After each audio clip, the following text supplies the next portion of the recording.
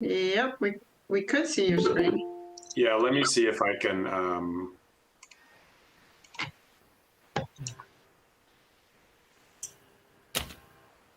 Okay, now let me try it. There's Nancy and Bob. Inez, Michael's there. Hi, Michael. just ignore my email. I just couldn't read one of the letters. Oh, did you manage to? Did you read it? Obviously, I got on. Okay.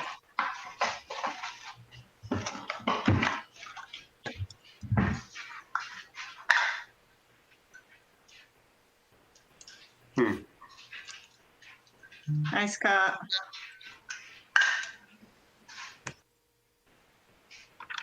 Okay, Evan just said he's stuck on a call, so he'll be a couple minutes late. Okay.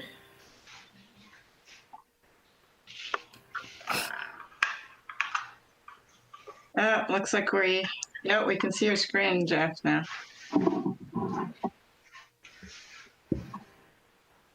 Good. Look, I can rehearse it with a coach. As long as you're trainable, Jeff.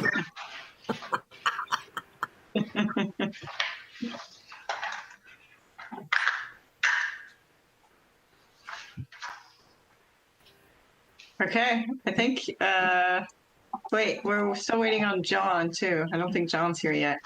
And is Lynette here? And Lynette's not here either. I know. Nancy, yeah. Michael's tough. He's probably going to be taking a nap during our meeting. That roof looks really familiar, Michael. Pardon? The shirt? That ceiling. Oh, the ceiling. Yeah, I thought you were, yeah. Did you change since yesterday? Yeah. Or did you just want to know later? I just stand here in this one place until a Zoom meeting is happening. All I live for. Was that the case with the planning commission too? Yeah, well, that's it. I've just, I'm right here. You could make it a little more fun by attaching some internet accessible electrodes to like both sides of your head, and we could just shock you when the meeting starts. Jeff, that's a terrible idea.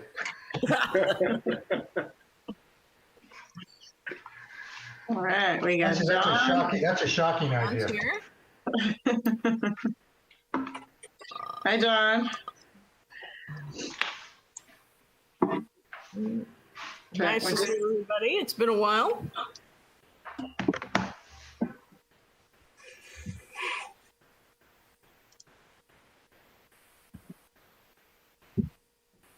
All right.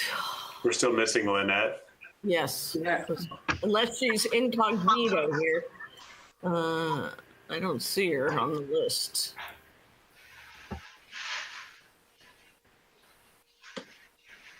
Somebody dialed in, but I don't think it's her. Mm-hmm.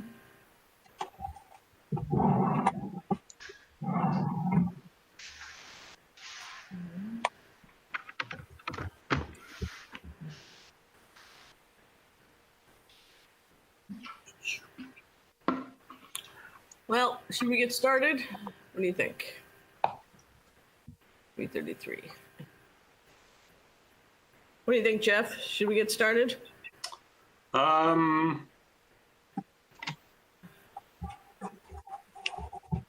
Sure. We'll hopefully see Lynette. I think that's what we should do. We'll hopefully see Lynette in a few minutes. Okay. So I'll call the meeting, the City of Carmel-by-the-Sea climate change meeting of today, April 15th, tax day to order, or old tax day since we have an extension. I'll note that everybody's here. I see Carrie and Michael and Scott and John and Agnes and me. Agnes, you said Evan was going to be a little bit late, and then Lynette will hopefully show up. Do we have anybody that would like to address the commission on members not on the agenda? Nancy? No. Okay. We'll go on. Announcements. So I have one announcement, I guess, that Carrie's probably familiar with. the city council did approve the money for the greenhouse gas work at the meeting last week. So we're excited, and we'll start moving forward with that pretty soon, hopefully in time to get our work done by next summer. And the sea level rise study, the $150,000 for the engineering part of the sea level rise study is part of next year's, is on the table for next year's capital improvement project budget. And I think we're looking somewhat optimistic about it. The city's overall finances may derail it, but it's on the list. And I think we've all, Carrie and I, both spoken about it. And so I think I speak for both of us when I say we're guardedly optimistic in being able to garner that money. Any other announcements? Okay.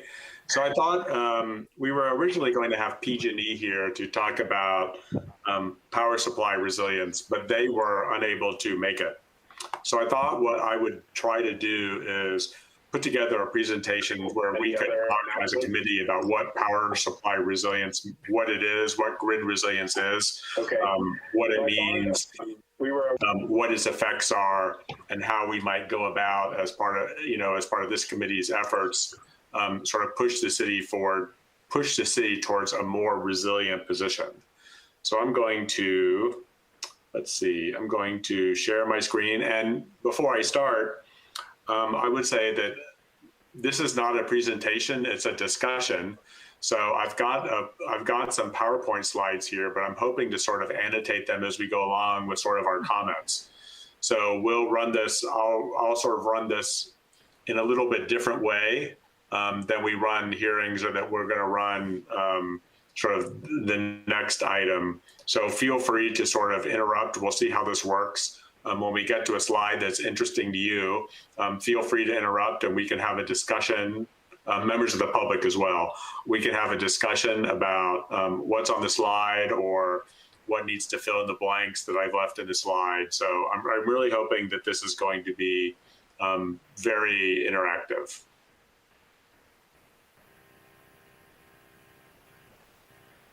Let's see if I can get this to work here.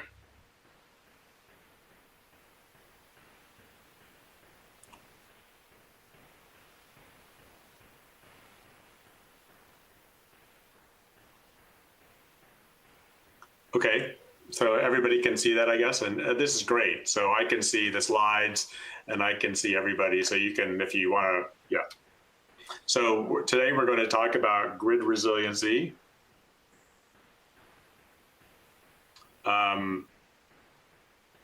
We're going to talk about what exactly we mean when we say power grid resiliency, what we mean, what causes grid failure, what are the consequences of grid failure, what are the costs, what are the consequences and costs of grid failure and resiliency, how can we mitigate the effects of grid failure. And when I was having a conversation a couple of days ago about this presentation, a member of, oh, and here's Lynette. Agnes, would you mind calling Lynette? Agnes is going to call. What's going on? Oh, maybe she's having a hard time getting in. okay. Wait, what's her number? Just in case. Oh, no, you can't say that in a public meeting. Let me see if I have it.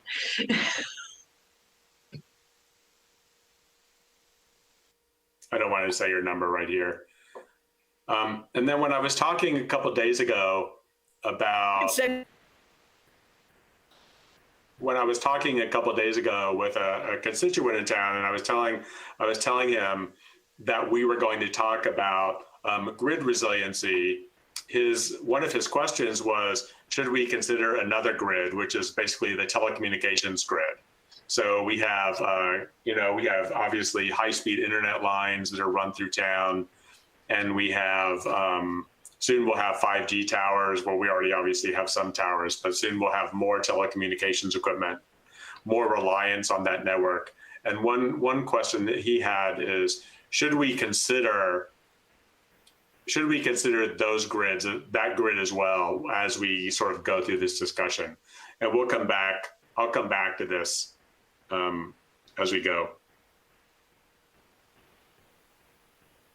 So here's the definition I found. You know, I scoured the entire internet for definitions of grid resiliency.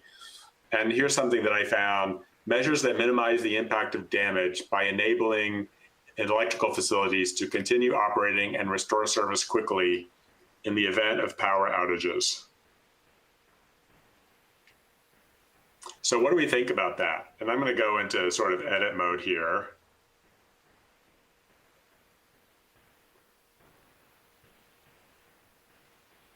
So what do we think about that? And is that definition adequate for us? Do we, you know, when we think about what it means to lose power, you know, a lot of times when I think about this and we talk about grid, what I think we really mean is power supply. You know, we lose our electrical power, but we sort of shorthand, you know, power supply failure by saying just the grid. Anybody have any comments about that? Well, the grid, in my mind, the grid refers to that system which is the transmission support for the power. I mean, you have the power source could be many things. It could be, you know, a power plant somewhere which uses natural gas. It could be maybe a large-scale solar, you know, solar panels. You know, all this feeds into the grid, and the grid is the system. So it seems to me, I mean, they obviously are all part of the same system, but there's been a lot of talk recently about the U.S. having an aging grid system. Also, I know there's a lot of sharing when a certain area, say the Southwest in the summer, has really high temperatures, and so you get a lot of demand because of air conditioning. Other sources feed into the grid that don't have as much demand to balance it out. So let me ask you this question, Michael. When we talk about losing power, are we really talking about the grid as opposed to, you know, how do we think about, you know, whether the natural gas plant in Moss Landing or the solar panels in Gonzales are going to go out versus, you know, damage caused by a tree? Are we thinking about this the right way? Is it okay, you know, to speak about it in this shorthand? Do we have a handle on what we mean and what we aim to prevent here? Well, I think the focus of this committee should be what are the potential damages to our power supply locally. And just from my own personal experience, and I'm sure everybody who lives here, the trees are during, you know, the winter months, the trees are one of the most common things that causes power outages in Carmel. So, I mean, that could lead into a discussion about how do we mitigate that type of, you know, that sorts of damage to our local grid. Mm-hmm. I think when we kind of start getting beyond that into power sources, that's sort of out of our immediate, you know, area of influence. And it seems to me the focus of this committee has been, you know, what are the local sources of potential, you know, damage. Nancy had her hand up, Jeff. Nancy?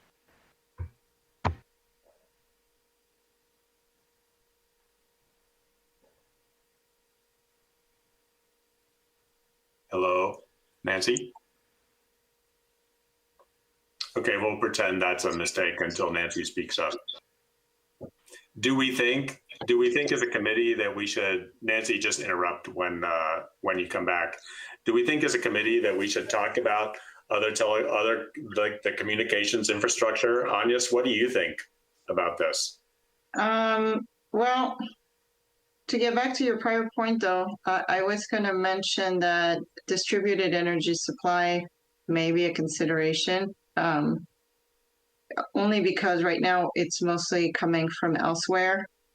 But for resilience, there may be an opportunity for more distributed energy supply, i.e., you know, encouraging people to have their own supply at home with solar for those who can do solar, or battery storage for backup.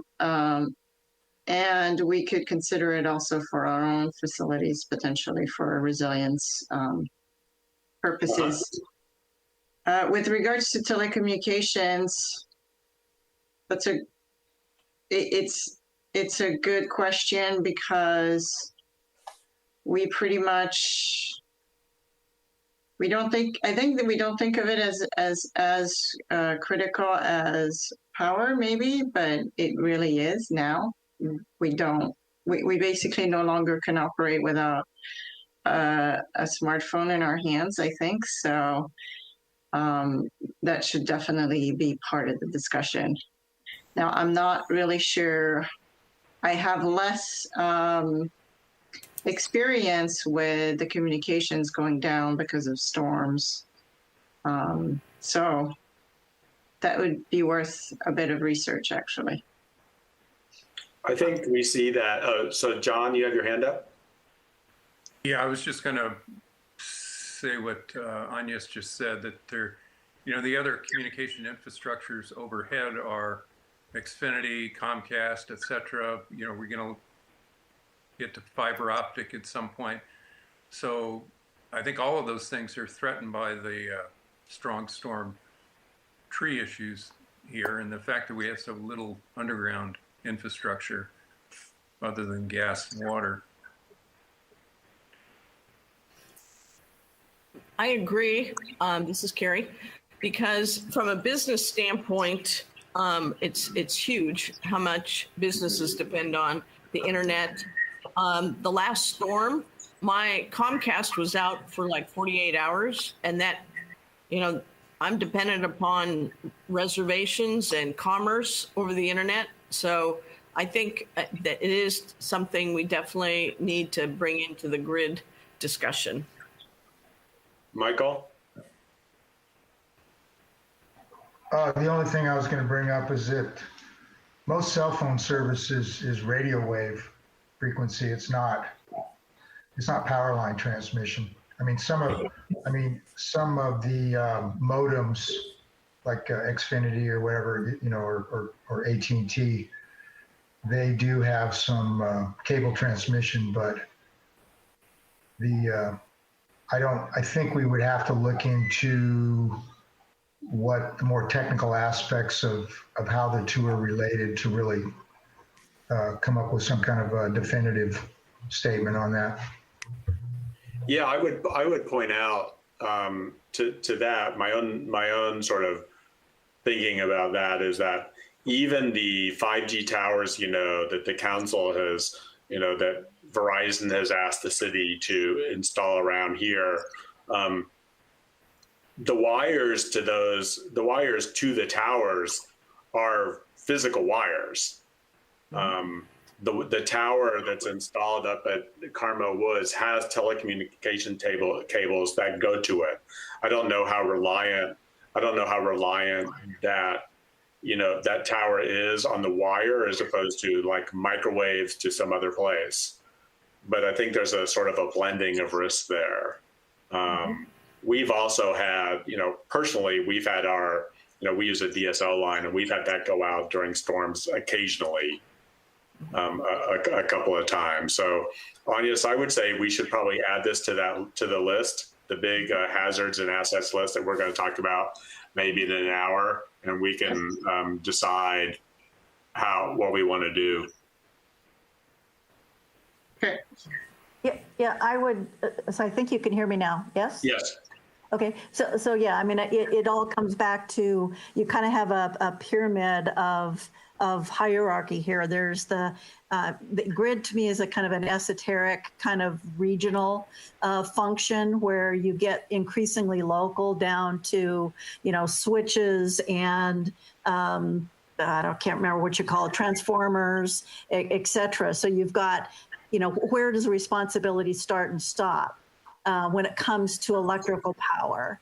You need to differentiate between when a tree takes down a limb in front of somebody's house, that only that house is impacted, versus, a block or an area of town versus the whole town, et cetera. So that just needs, the term grid is too generic, or we need to reflect that kind of hierarchy of service levels.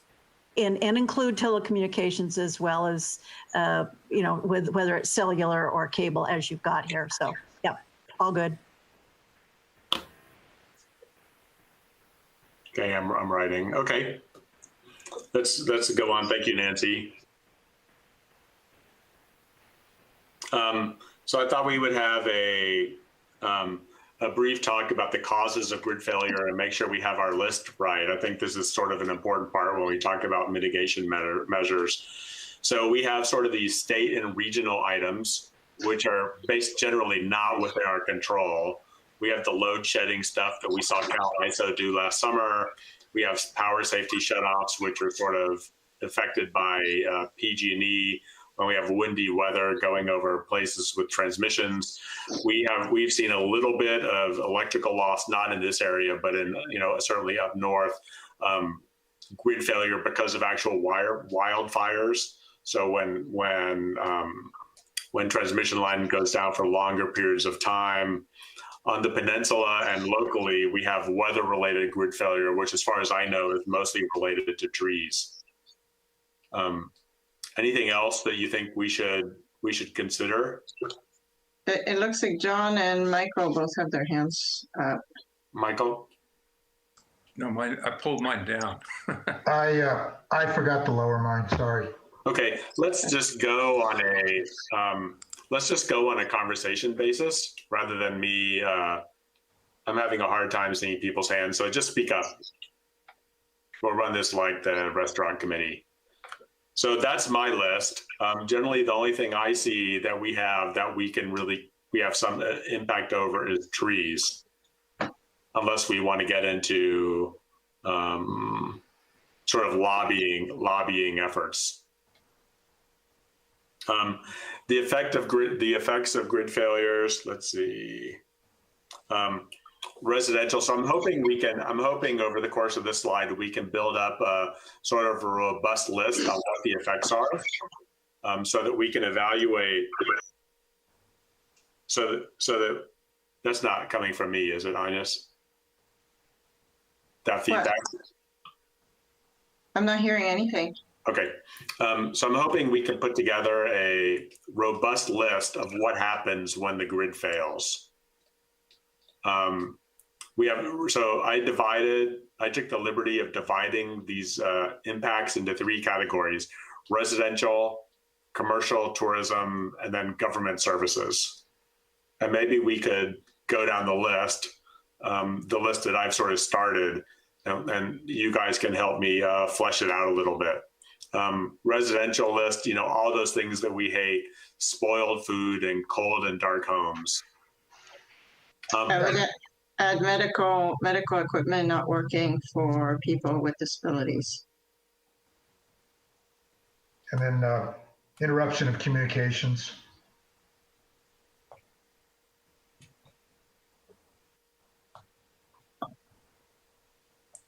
Okay. If it's during hot weather, also hot house. Right. I'm only thinking about the storms, which of course happen in the winter, not the newer phenomenon. Right. Well, we had, I don't know if this should be here, but we had a lot of air quality issues and heat issues last summer. And that was associated with, that's at the same time they were, cutting back on having power outages or power cutbacks. So I don't know exactly how to state that, but. Okay.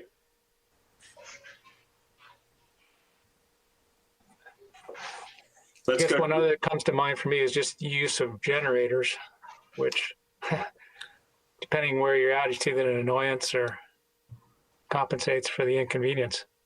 So let's, I have that on my list, a couple slides down, Scott.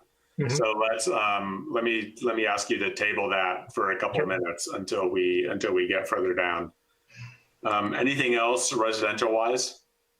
We can come back to this. What about commercial stuff, Carrie? You're definitely loss of business, communications, the same issues as residential additionally, and unhappy customers. I get the call, we had a power outage on Friday for a little over an hour, and somebody called me and says, "Why is the power out?" I said, "I don't know. 12,000 people are affected." So unhappy customers and reputation, exactly. So, Carrie, have you ever had customers? Have you ever had customers want refunds because of? Yes, I was just going to say lots of income and business. Yes, I have had that, even though it's out of my purview in terms of whether the power goes off or not. I do not have a generator for this hotel. It would be quite expensive, so I don't have that. But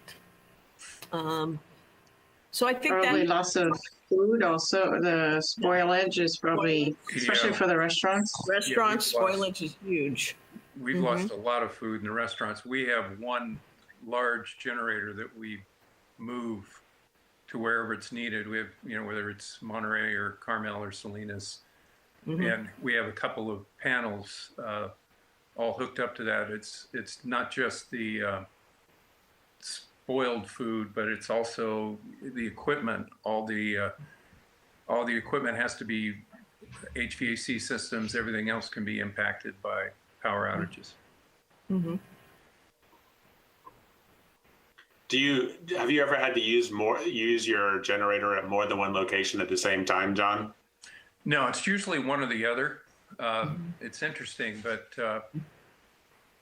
generally it's only one or the other will be out at any given time. The exception was Moss Landing. When that went down, I think everybody was out for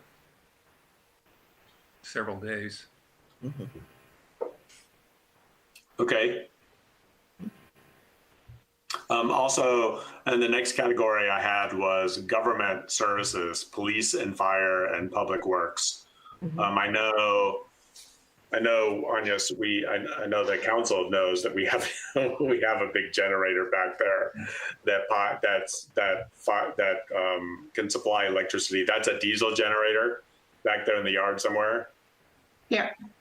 And we keep the gas tank full all the time. And how long can that thing run for? I think I've heard Cleve say it could keep Public Works and PD run for probably a week with what's in there. And it's, it's critical for EOC because it also powers our EOC. I think I'll call that out here. As a separate item. Yes. Yeah. Okay. I think the other thing that government provides, at least during power outages, is a location for people to gather and potentially power their equipment, their cell phones, etc. Okay. I know we've had that at during some of our previous storms.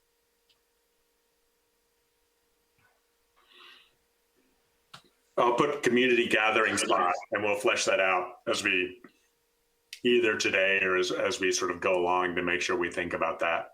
Yeah. Make sure we get that requirement. Okay.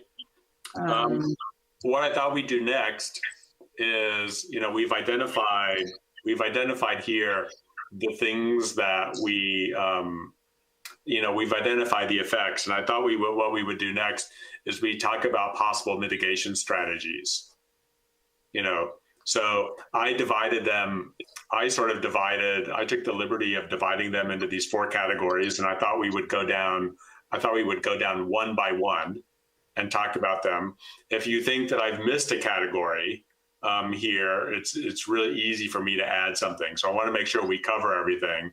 And if we get to the end of this discussion, and you have something to say, but I haven't given you a spot to say it, feel free to just blurt it out, and we'll work it in. So I divided mitigation measures into these 4 categories: prevention, which is the obvious one, is tree trimming. Personal mitigation measures, we talked about. I have a little tiny generator at my house that can run a little bit of my home. I know some houses in Carmel have bigger generators. We're starting to see these Tesla battery walls that can at least store power. So there are all sorts of things that people can do in their homes, and we'll talk about those in a minute. Local power supply, and by that I mean, what can we do in the city that's sort of city sponsored, not individual sponsored. Agnes and I we've had conversations about solar panels on the top of Sunset Center and stuff like that would help in the case of grid failures. And then what can we do on a larger scale regionally? Many people I think are probably aware of the new sort of microgrid project that's going on in Gonzales, the 10-year project to power their downtown. I don't know. I put microgrids on this sort of larger scale because I don't know that we have the area or the power generation facility to do that here in town. So I'm not sure we could do this by ourselves. But I think it's probably something worth talking about. So mitigation measures, prevention, tree trimming, local and regional, sort of the obvious low-hanging fruit. The low-hanging fruit on the mitigation side, preventing grid failure altogether. Anything else from anybody else? What about undergrounding when possible? John? What about undergrounding when possible? Undergrounding?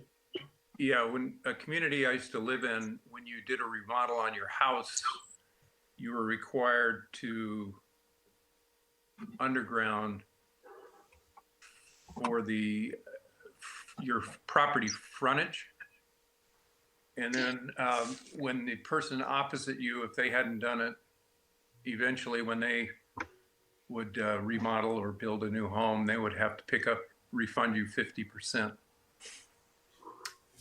Sort of an interesting concept, but within about a decade and a half, almost all the power lines were underground. But that's just from the power line to the home, though, isn't it, John? Yeah, No. it's just I have a friend, if I can interrupt, I have a friend who lives in Southern California, like in Solana Beach. And when he built his home, he was not only required to underground the power from the power pole to his home, he was required to underground the power at the power pole. That's correct. So, yeah, the entire undergrounding of the system on your street. So the city had sort of defined how this process works, but his name was also Jeff. So Jeff paid to underground like 2 power poles worth of lines. And then as other people on the street connected to that, his cost was refunded.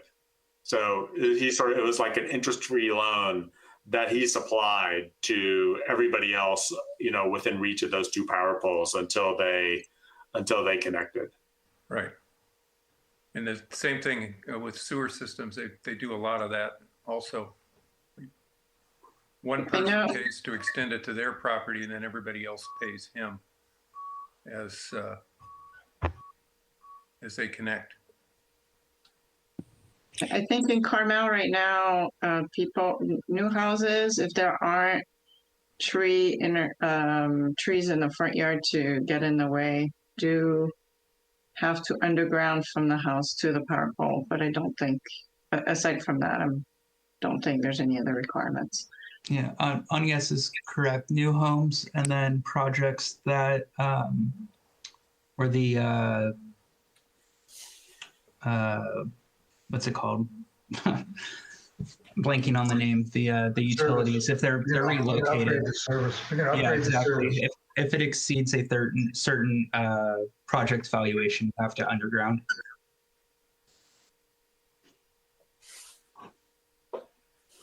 We could probably prioritize undergrounding by areas where primary lines are running, as opposed to trying to do this across the entire city, which would be cost prohibitive.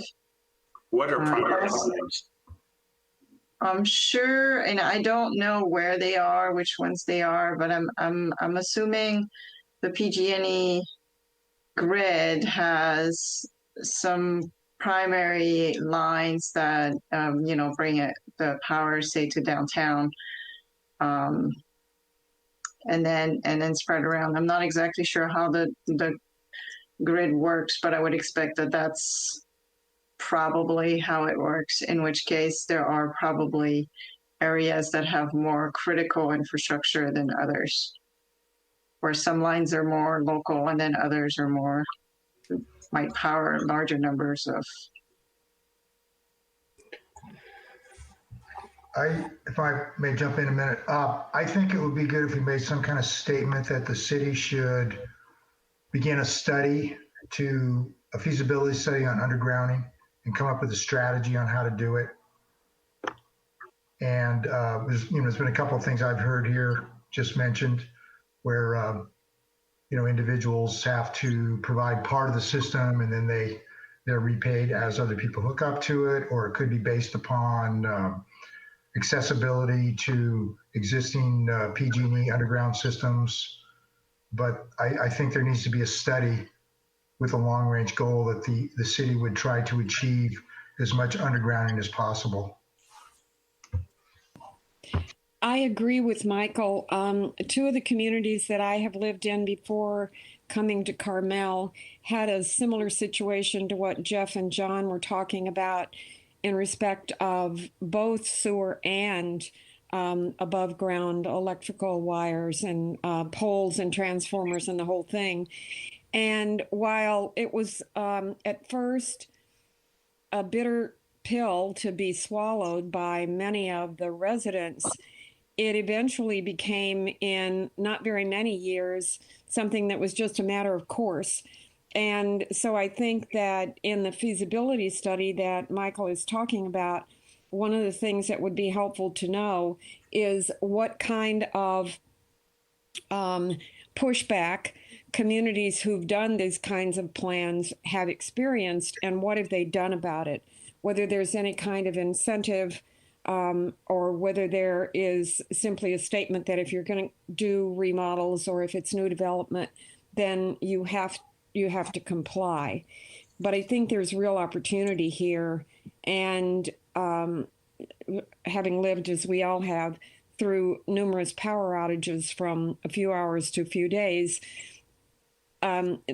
it's not only inconvenient, but it does put a lot of risk on the city, I think. And to the extent we can avoid that, it would be a great idea for us to proceed.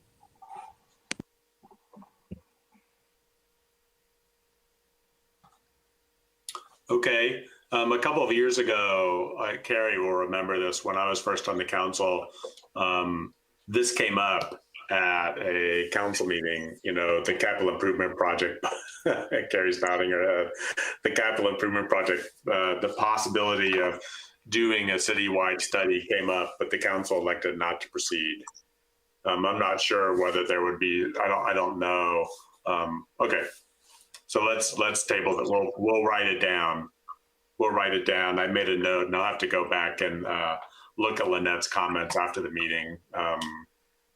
But I made a note, and we're recording this, correct, Agnes? Yes. Okay. So Lynette, I'll get your comments, if not here, somewhere else when we finish. So thank you, John, for catching the undergrounding thing. Any more comments on undergrounding or any other mitigation measures?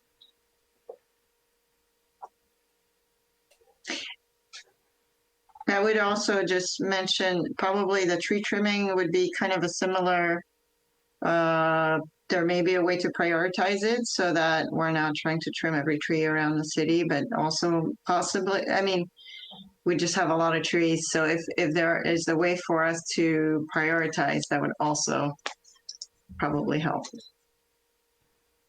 Okay. It would be really good to get that information from PG&E.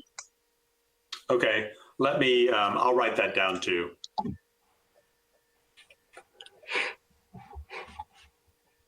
And I know PG&E, I mean, is supposed to do some of that work, but I think it's just a question of what their priorities are. So, yeah, we could certainly help them along with their priorities since we're probably more familiar with what's going on around town than what they are when they come in once a year and look at the lines.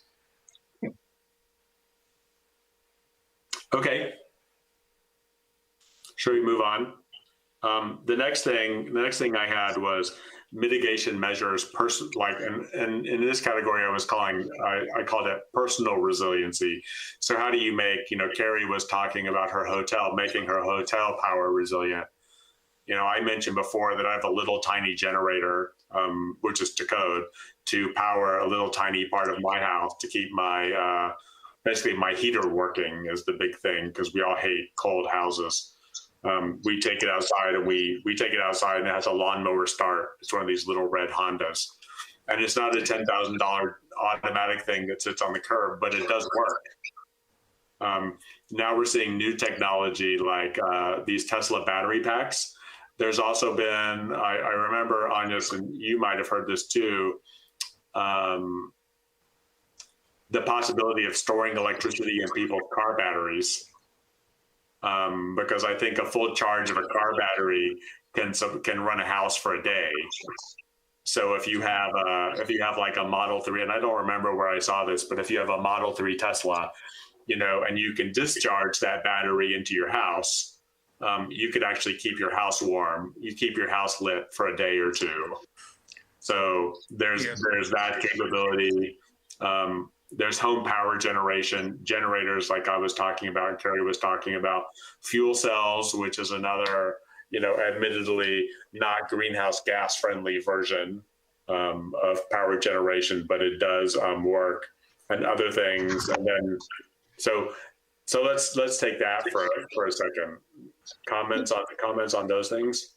Yeah, one thing to mention is diesel power generators are looking like they're negatively impacting our climate goals statewide with wildfires happening all over the place. I've heard, and storms, I've heard that's becoming kind of an issue. So if we can encourage alternatives like battery packs, I think that could be something. Yeah, they're noisy too. The weak link of all of this in most home systems is that your electric panel doesn't have a transfer switch. So you can go out and buy a generator that's big enough to power your whole house, but you would have to run extension cords to every single, appliance or system that you want to power. So if you buy a transfer switch, or if local building codes made it required that you had to put a transfer switch on your electric panel, then it's very easy to hook any type of generator into that. Now, obviously, gas-powered or diesel-powered generators have a lot of impacts, but there's a lot more options now for solar storage. You can buy portable battery packs with lithium batteries that go up to 3,000 kilowatt hours, which would pretty much power every 110 circuit in a regular house. But without having a transfer switch and a way to plug into the electric grid system in your house, they're pretty useless. I mean, can you imagine having to plug every major appliance into most people just plug the refrigerator in.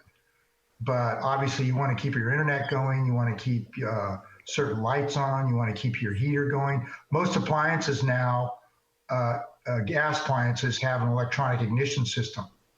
So you don't have any way to, light your appliance unless it's plugged into some type of a power source.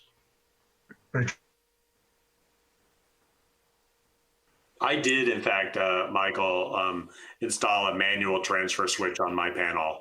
So, Right. and we ran a switch to outside, a line to outside. So we have a manual transfer switch, not a fin. So we have to physically start it up, but it does work, and it costs $1,000. It's not a $10,000, and ours just runs on gasoline, like that you put in a car. We I have the have, same, I think I have the same generator type that you have, Jeff, and that's exactly what we did as well. And it's all not manual, but it's a small generator. It's not going to run very much. To Michael's point, you have to plug in what, you have to decide what you're going to power. yeah, I'm not referring to a generator. I'm referring to a transfer switch on your electric panel. On your panel, So right. what it does That's is you flick the switch. It can be manual, it can be automatic. Right. When you flick the switch, then it transfers everything over to another set of circuit breakers, which you power from whatever your portable power system is. And there are small ones. You can buy a transfer switch for $250 and probably have an electrician install it for another $250 at the most, maybe even less. But if local building ordinances required the transfer switch to be put into the electric panel, which isn't that expensive. That's what we're doing on most of my jobs now. If we change out an interior electric panel, we just put a transfer switch right on the top of it. And then we have a location outside where you would plug into that transfer switch. you also need one for solar system. And now I believe all new projects require solar system. Yeah, I'm sorry, John. Pardon me? I'm sorry. I see Anya's nodding her head. So all new projects require like a solar switch. I believe you have to have some extent of solar power now for building permits starting in 2021, I believe. I don't know, Evan, is that? Yeah, there's state requirements. Maybe Evan knows more about that. I actually believe it's a little bit of a common misconception. I believe the requirement for solar is only for larger subdivisions, and individual single-family homes are not required to have solar installed. But I do believe they need to be solar ready. So conduit installed as well as the panels basically ready to plug into a solar system. Right. But it would That's be my understanding, at least. It would be possible, though, to have local ordinances that would require new construction to be ready for one or more of these scenarios. I believe it already is required to be ready. So the homes being built, I believe, are solar ready, meaning solar could be installed without really any upgrades needing to be done. But, we could presumably, require that all new homes have solar installed as part of the project. Michael is a builder and John is sort of a builder, an architect. Do you think that this is a path do you think that the city should be prepared to enact regulations to require new homes to be somewhat more ready than they are now? Than the baseline, which is not at all? I do. Go ahead, John. Prepared for solar makes a lot of sense. I don't know if you can, in every case, if it's appropriate to make people install a full solar system, they're not inexpensive. I don't think that, it's a little bit burdensome to make somebody install a solar system, but there's a lot that could be required that would make it much easier to install solar, or also to be ready to plug into portable power systems. I think that has to do with resiliency. And, we can depend on a huge macro system, but we also need to focus on, microsystems too. And I think that's something that helps with mitigation. Carrie, I see you sort of nodding your head. You generally agree with that? Yes, I do. I think there's some pressure we could put on there and make that recommendation. Mm-hmm. Okay. Anything else on the personal resiliency page? Yeah, I think one of the advantages to, we just got a power wall. And I think one of the advantages that people don't know about is you can design or modify the power wall so that it can actually regulate when you're receiving power. You can buy the power at off hours, store it, and then use it during high rate hours, and it overall your energy use will go down from the grid. I don't know if you guys can see this right now? Can you see the Yes. my phone? Anyway, the real time it helps you regulate not only the solar in your house, but what you're using, how much you're taking from the grid and sending back to the grid. So there's some advantages to storage battery packs over generators. They have other advantages other than just replenishing the power. Are you giving tours?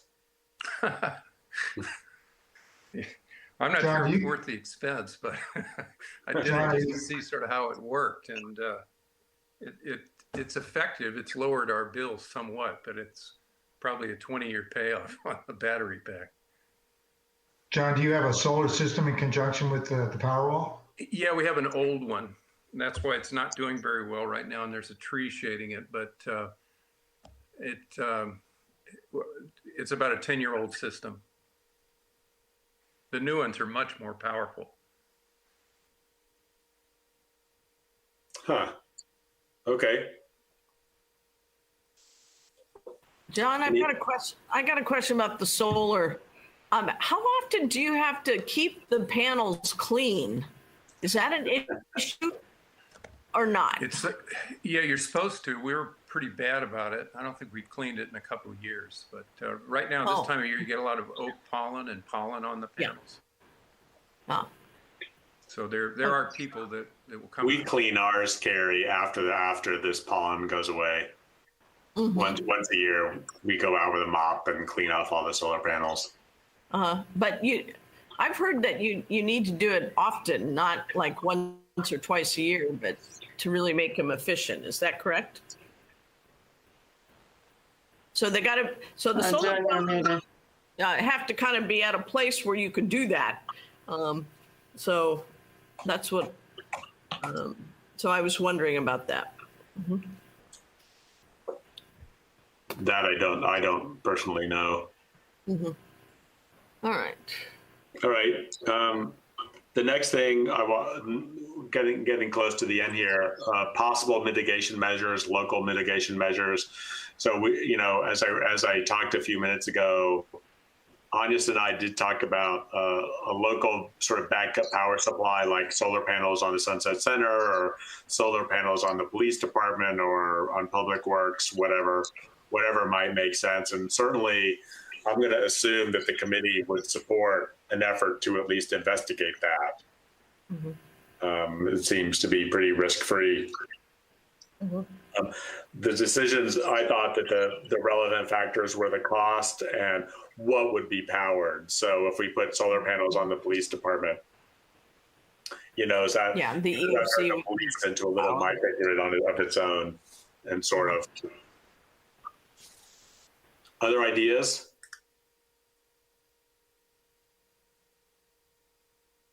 The libraries, they are community centers and they're more central than, Public Works and police are for emergency response. The libraries are more for community use potentially.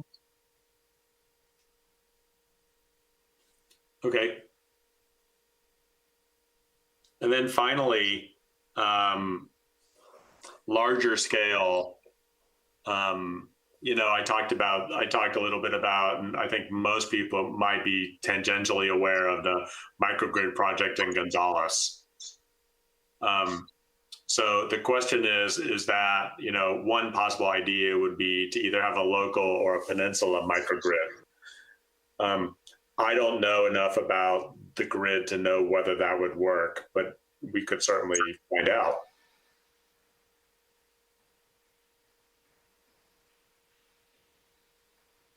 I'm not detecting a lot of enthusiasm here. Well, I mean, I don't know a lot about that, but it seems to me the big challenge is having a place to put it. I mean, solar collection takes a lot of area to do it. Right. And it seems to me the opportunity for a community like ours is on the public buildings' roofs. Mm-hmm. So if we did a survey of all the roofs, and then in conjunction with a solar contractor, we could get some kind of an idea of what the cost would be and what the benefits would be. But there's really no large scale undeveloped. All the land in Carmel is so valuable; it'd be too valuable to any undeveloped land would be too valuable to put solar panels on. Although I have seen in some other cities, they've been pretty creative about where they put some solar panels. I was recently, a couple of years ago, in Sebastopol, and on the way in, they have a little triangle section of land where the road splits, and they've got a city sign there, and they took that and put a bunch of solar panel collection panels in there. Which was, so they took that opportunity, a little piece of land that they were not really using except to have their city sign on, and they did a solar panel installation on it. Mm-hmm. Seaside has, or MPUSD has solar panels over the student and teacher parking lots at Seaside High School.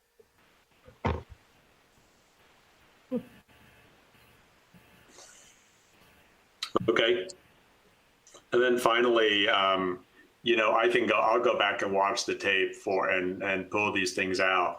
But I wanted to make sure that if you have comments, to sort of wrap this up, if you have comments or actions, I can put some notes here at the end when I put this together.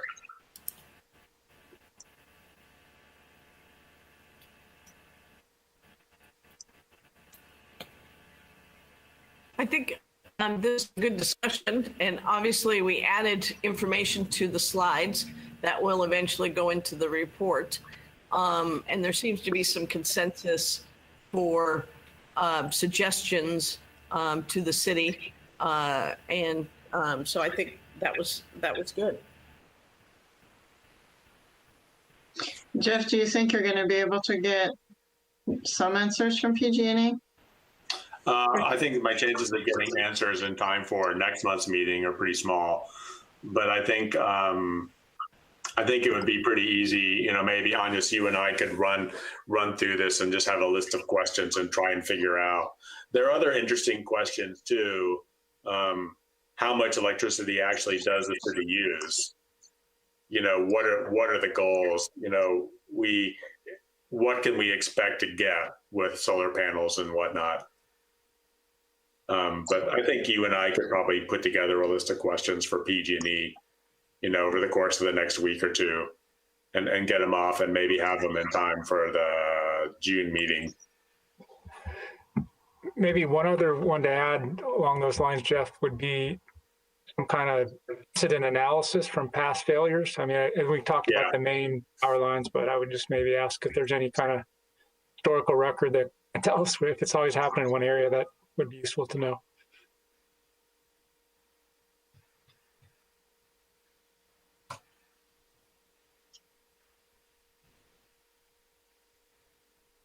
Anybody else? Okay. Well, if you think of anything, let Agnes know, and we'll report back.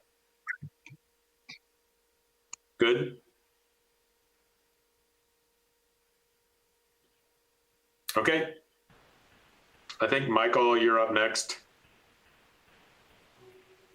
Okay, we're going to have a discussion regarding the water supply summary. I submitted an annotation from the presentation that Dave Stoltz did. So I assume you all had a chance to take a look at that. So I'm just going to open this up for comments. Looks good to me, Michael. I had one big comment, and I'd be interested in hearing everybody else's opinions.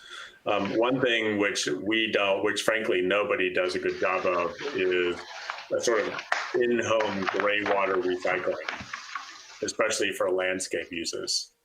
I see a lot of, and I'm wondering whether that's something that is worth exploring. Well, I know that the health department has a lot of regulations against gray water use inside the home. As far as collecting rainwater, or if you want to call it gray water, and storing it on site, I know that's allowed, but you can't have any connection to your. Is there enough? So when I was thinking about this, I was only thinking about landscape usage, so gray water for landscape usage. Do people, Agnes, do you know, is that an avenue that's sort of worth exploring? I know there's a laundry to landscape program out there that is somewhat popular, and that is not very complicated. So that's an easy one. The other sources of water can be a little bit more tricky, potentially, because of the filtration, etc., that you'd have to have. But laundry to landscape is something that we could push for. I don't know whether that's good. That's a question for the Monterey Peninsula Water Management District, whether they are trying to advertise that or get people to do it more. I know that's something when I was in Santa Cruz, they were definitely advertising that over there. There may be a reason why Monterey Peninsula Water Management District would not advertise that. I don't think I've seen it here a whole lot, but I know it's something that's fairly simple and doable. This is where you take laundry gray water and you use it to water your yard. Yeah. There's not issues with there's not issues with the chemicals in the. So you have to use a special soap in your laundry. You can't use your regular laundry soap, but aside from that, there's not really any issues. I know that the water district they have a program for rainwater collection. I actually have 2 water tanks on my property. The nice thing about Carmel being built into a hill, it's easier in some properties to collect rainwater, and I use it for irrigation. So I think that is probably more feasible and easier to do. The laundry issue, if you use the proper soap, it's pretty good. It is. I'm familiar with that as well. We don't do that here, but I think it's something that more people would, if they know it's available, they would probably use, especially with water costs going up so much. I think both those are good avenues. Yeah. The one thing that's interesting about laundry to landscape is that your water supply continues through the year for your landscape. With the rainwater catchment, you either need a fairly large system in order to keep you going through the summer, or you just have to know that you'll have it for a while and then it'll dry out. Exactly. Yeah, and I think going back to the discussion, Michael, that we had about electrical panels, I think the same thing is true here. You can plumb your house to separate the gray water from the black water, right? So when you install the wastewater lines, when we install the wastewater lines from our bathroom, the toilets go down the black water pipe and the shower goes down the gray water pipe. And so then you have the opportunity, at some point in the future to cut the gray water pipe and deal with the gray water without basically tearing open the walls and redoing your entire plumbing system to separate those those two water sources, separate the water sources from each other. Evan, And that's Evan may another. have that. We'd have to look at the Evan building may code. know if we have a purple pipe requirement in the building code, right? Isn't that the purple pipe requirement? I'm not familiar with the building code. I can shoot our permit tech a message and try to find out. Yeah, I don't actually know whether it's a requirement in Carmel or not, but there are cities where, yeah, that's definitely a requirement to have that system separated. Yeah, we need to start at the state level, find out what the state requirements are. Yeah. I mean, the state governs everything. We can exceed that, but if they're prohibiting something, then we can't include it. So we have to check the state building code first regarding gray water piping. I can look into the purple pipe. I'll do a little research on that and see what I can find. I think that's a worthwhile thing for the same reason that we were talking about the electrical stuff a few minutes ago. And I think the laundry to landscape idea is also pretty interesting. It would be interesting to know if the water management district supported those efforts at all, and what the physical plant requirements are for actually getting something like that to work. You know, I think going back to what Carrie said a few minutes ago about the sort of rainwater system, you know, when we have a lot of homes that aren't occupied every year, the gray water system suffers the same fate, right? I mean, if you can't water your yard with gray water that you don't produce.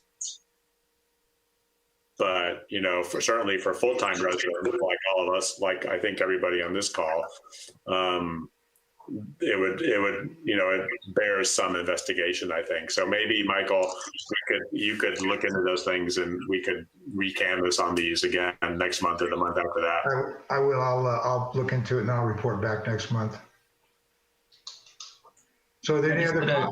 Go ahead, Evan. I was going to say, I just did a few quick keyword searches in our local building code, and nothing came up. But I'm not familiar with the state building code.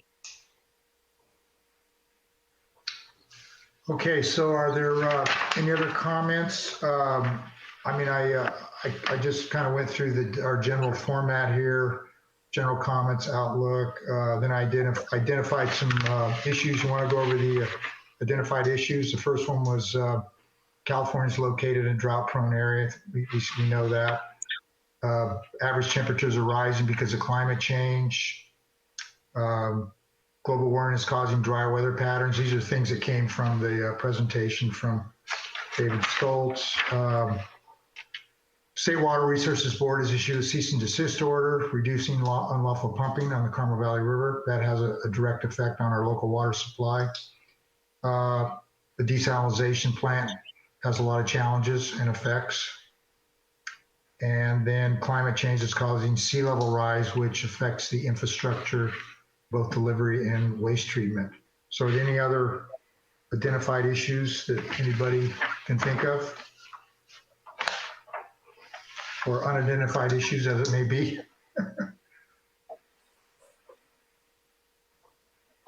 I was good with the list. Think it's comprehensive enough? And then I put possible actions to be recommended. I put this, there wasn't any talk about this, but I was aware of the Carmel Lagoon ecosystem protected barrier. And so I listed that. And that has a lot to do with sea level rise. I don't know what the status on that system is. A few years back, we had a report from the county about it. And we requested to be updated periodically, but I can't remember being updated since that initial report about it. I'm not sure where it is. Are you talking about the green barriers? It's called the Carmel Lagoon Ecosystem Protected Barrier. It's basically a wall that they want to build around there to prevent flooding into the neighborhoods, and also it has I I don't know if the wall is high enough to protect the treatment plant down there, because I know the treatment plant is built up a little bit. But there's a list, I think I've got in the references, I've got the website address for it. Yeah, on the third item, I have it. And then the other thing I recommended was, which we do have in our initial vulnerability report, is predicted sea level rise maps. And then the last item I had was review city infrastructure opportunities for implementing additional water conservation measures. Which we basically just talked about for the past 5 minutes. Right. But several years back, they had a committee that I was on that talked about kind of coming up with a summary of the city water usage and how they could, do individual conservation appliances in each building. I don't think it went anywhere, but it was talked about. And then I have a list of references, which kind of references all the stuff I've talked about here. I think it's the last system. The last one was the Carmel Lagoon Ecosystem Protective Barrier.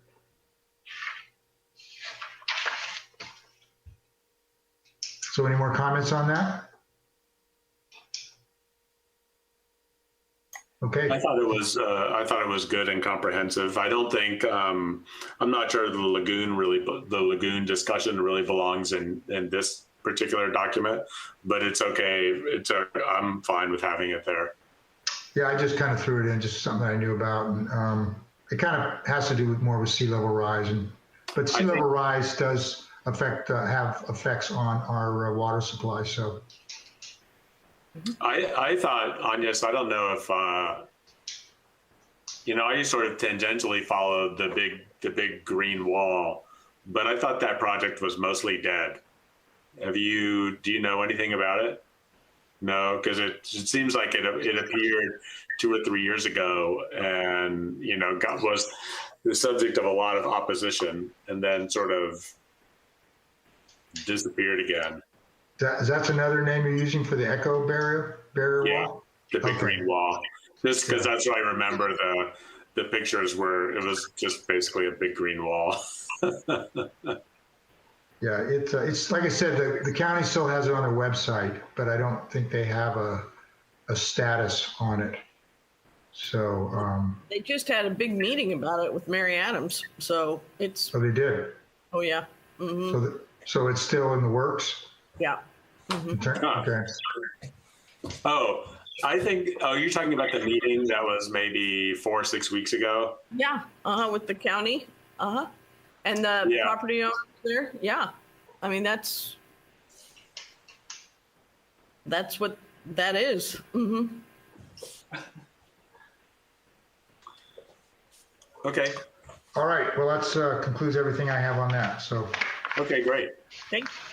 Nicely done. Okay. It will inspire me, right on. Yeah, that's right. You ready, Agnes? Sure. So, I have a little presentation for the last item in our agenda, the working draft of the vulnerability assessment. Let me share my screen.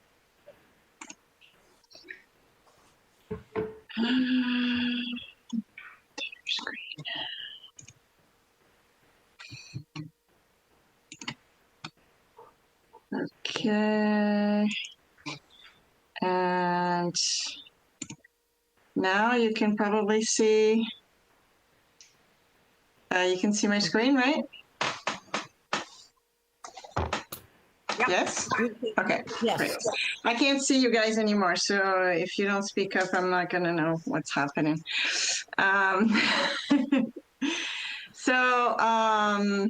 So we sent out the draft in the agenda, and then requested that everybody provide comments, and everybody did. So we'll just go over. I'm not going to go in detail over the draft document since everybody's looked at it, but just wanted to go over all the comments and have a discussion about what you guys identified. So a quick overview for everybody. It is based, so the vulnerability assessment is based on the adaptation planning guide from the state. And it basically compiles all the information from the outreach that we've done up until now, as well as existing documents, mostly from the city, but also some regional documents. It has overview of hazards, assets at risk, and overview of existing policies, projects that support hazard adaptation. It identifies opportunities to build on existing policies, and hopefully it identifies our policy gaps also. And I think in the discussion that we've had today and some of the comments that we got, I think we definitely are getting a better idea of some of our policy gaps. So I think that's good. So I'll go over each of the chapters and the comments that we got on each of the chapters. Just a general comment on where we got our data for the historic data sources and the climate change impacts. The data we got primarily, for historic data, we got it primarily from the Hazard Mitigation Plan, the NOAA Storm Events Database, and historic records at the library. That map on the right is actually the map of, it's one inset of the map on historic wildfires in the peninsula area. So there were a few of them. The climate change data sources are primarily from the 4th California Climate Assessment, the CalAdapt website, and from the USGS sea level rise modeling tool. In terms of historic hazards, I didn't get any comments from anybody on that, but the ones that are primarily recorded really in historical records have been storms and wildfire damage. There really hasn't been a lot of other records. There's a couple of heat events that are recorded, but other than that, there really hasn't been a whole lot of other issues recorded. And then in terms of changing hazards, the ones that we did identify, and we identified those fairly early on as a group, were temperature, drought, fog, wildfires, storms, and sea level rise. So the first set of comments that we got on the changing hazards with climate change, we got a few from Lynette and John Hill. Actually, Lynette and John Hill had the same, had a similar comment, asking whether we should define the RCP 4.5 and 8.5 models since we referenced them. And yes, I think we should. So I'm definitely noting that as an add-on. Lynette, did you want to add anything else about your other comment regarding using the CalAdapt tool? No, it's just that, as I said, I'm thrilled that we are using it because it is so so simple in its graphic story that I think it's very easy for a reader or someone who's even scanning this information to see what it means, and even to be invited to go and use that tool on their own if they're more curious about what else it offers. So I'm very happy about that. Okay. So that's the comments that we got on this element. Anybody had any other, thoughts about actually, wait, that's just a general. Yeah, then we have a bunch. Okay. So that was just a general comments. And then we get into the detail of each subsection underneath the changing hazards with climate change. And so Jeff had a couple of comments, had a comment on temperature, and Lynette did. I think I'll let each commenter, explain their comment rather than me reading it out loud to everybody. That way you can sort of explain your thought process with it. So Jeff, do you want to start with the temperature?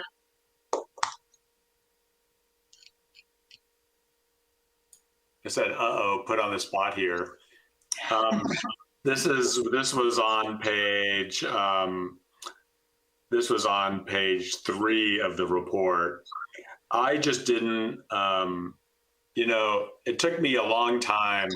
My issue with this was it took me a long time, believe it or not, to figure out what the phrase current average annual maximum temperature meant.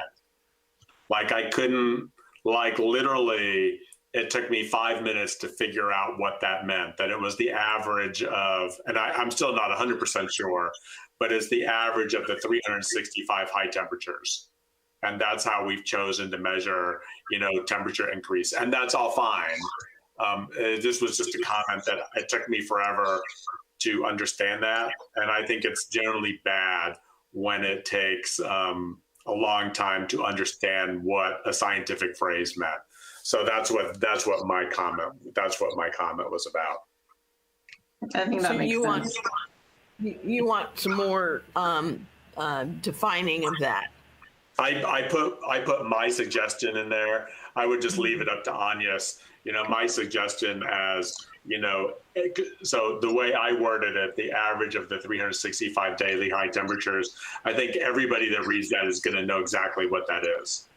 But I would leave it to Agnes. I think Agnes's use of the term of art is fine as long as the term of art is defined. And then you can continue to use the term of art. That's what it seemed like to me. That was the trouble I had. Okay, works for me. I can do that. Lynette, you had you had an interesting comment actually, which I think goes to some of our policy gaps potentially. But do you?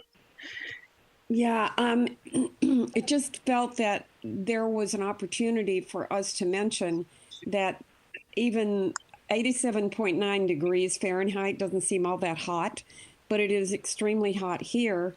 And especially because there is very little air conditioning in our housing stock, relatively speaking, and a number of elderly live in the homes here in Carmel. So it felt important to me to have some reference to that at somewhere in the document. I'm not sure exactly where and how, but I feel that it's important to mention that we're aware of that and that we know that that is a risk. Yes, my thought was maybe to include it under the vulnerable assets section, which really I didn't have a whole lot of time to work on, that we might be able to talk about our elderly population under that. I mean, it's not an asset, but it's a community element. I think there's a place. It's just I don't have a firm view on what that place is, but every element of the community has an opportunity to be an asset and to be put at risk. So maybe that is a good approach.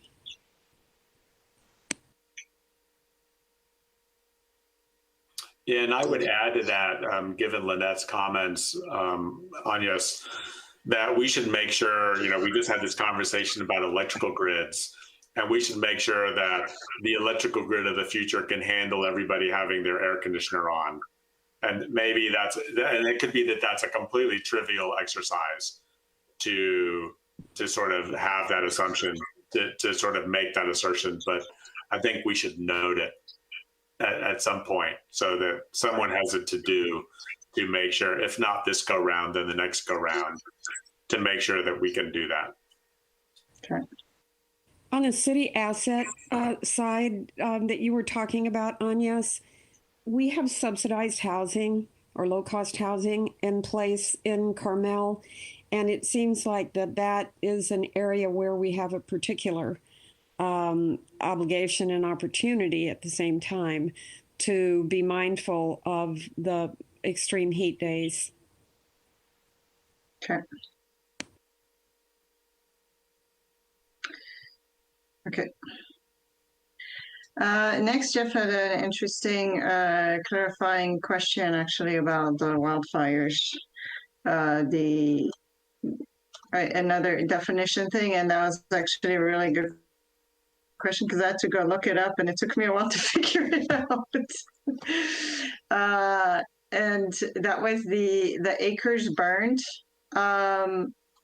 definition in the wildfire section. So the CalAdapt has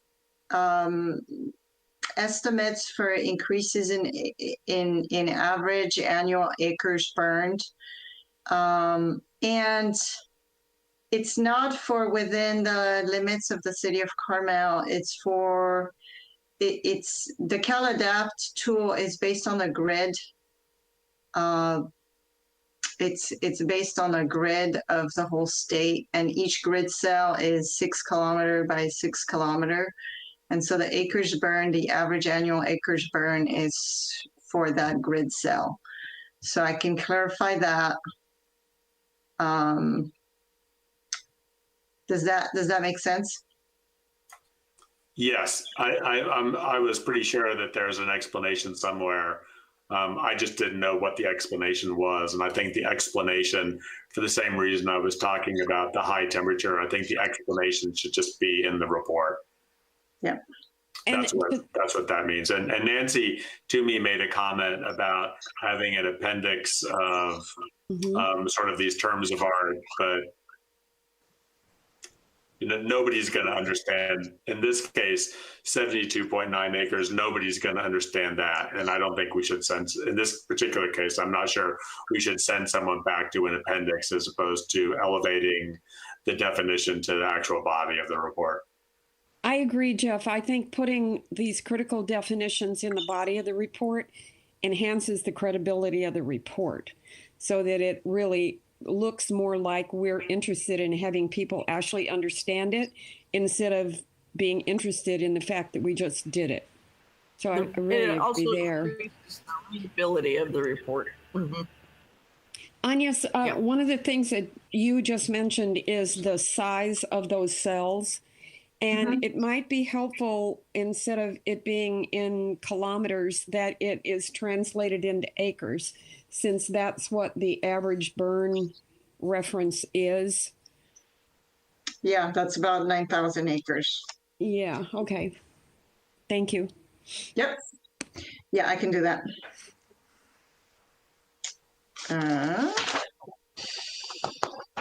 Okay. And then John had a comment about stronger starts, and actually that's an excellent comment. There really isn't anything that I have there. I'll have to go back to the fourth climate assessment with regards to whether there is any modeling of changing wind patterns. I don't know. I just was thinking that if you think about that storm we had year before last with 70 or 80 trees go down, or the one that June where we had the lightning storm that created thousands of fires, I think there's other hazards or impacts from stronger storms. It just seems like that section just talks to precipitation issues. Yeah. Whereas these extreme events could be more than just precipitation. That was the comment. Yeah, let me see if I can find somehow some way to quantify how that might change how those other, and if we can't somehow quantify it, we'll at least mention the change in those as well, in the wind. And yeah, I think it talks in other sections about just there'll be more extreme events. One of the it's interesting that we're talking about that, John, in terms of the wind events, because an announcement today that talked about us being at 70% below our normal rainfall for this time of year, and the whole fire season starting earlier, lasting longer, and being more severe. Also talked about the reason was a change in wind patterns that was driving more of these storms further north.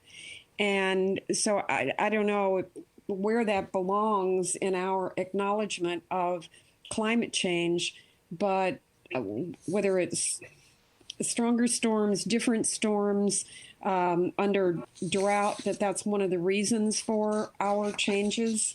But the whole wind pattern issue is, in my mind, coming into play much more than I thought it would in my early understanding of climate change.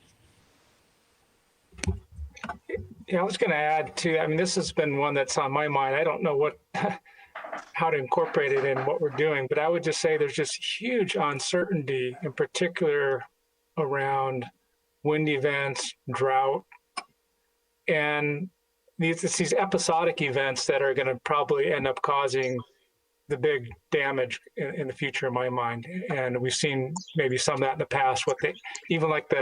We talk about averages over bluff erosion of 4 inches a year, but that's not really that interesting when you kind of put in perspective that much of that happened in 1 or 2 events.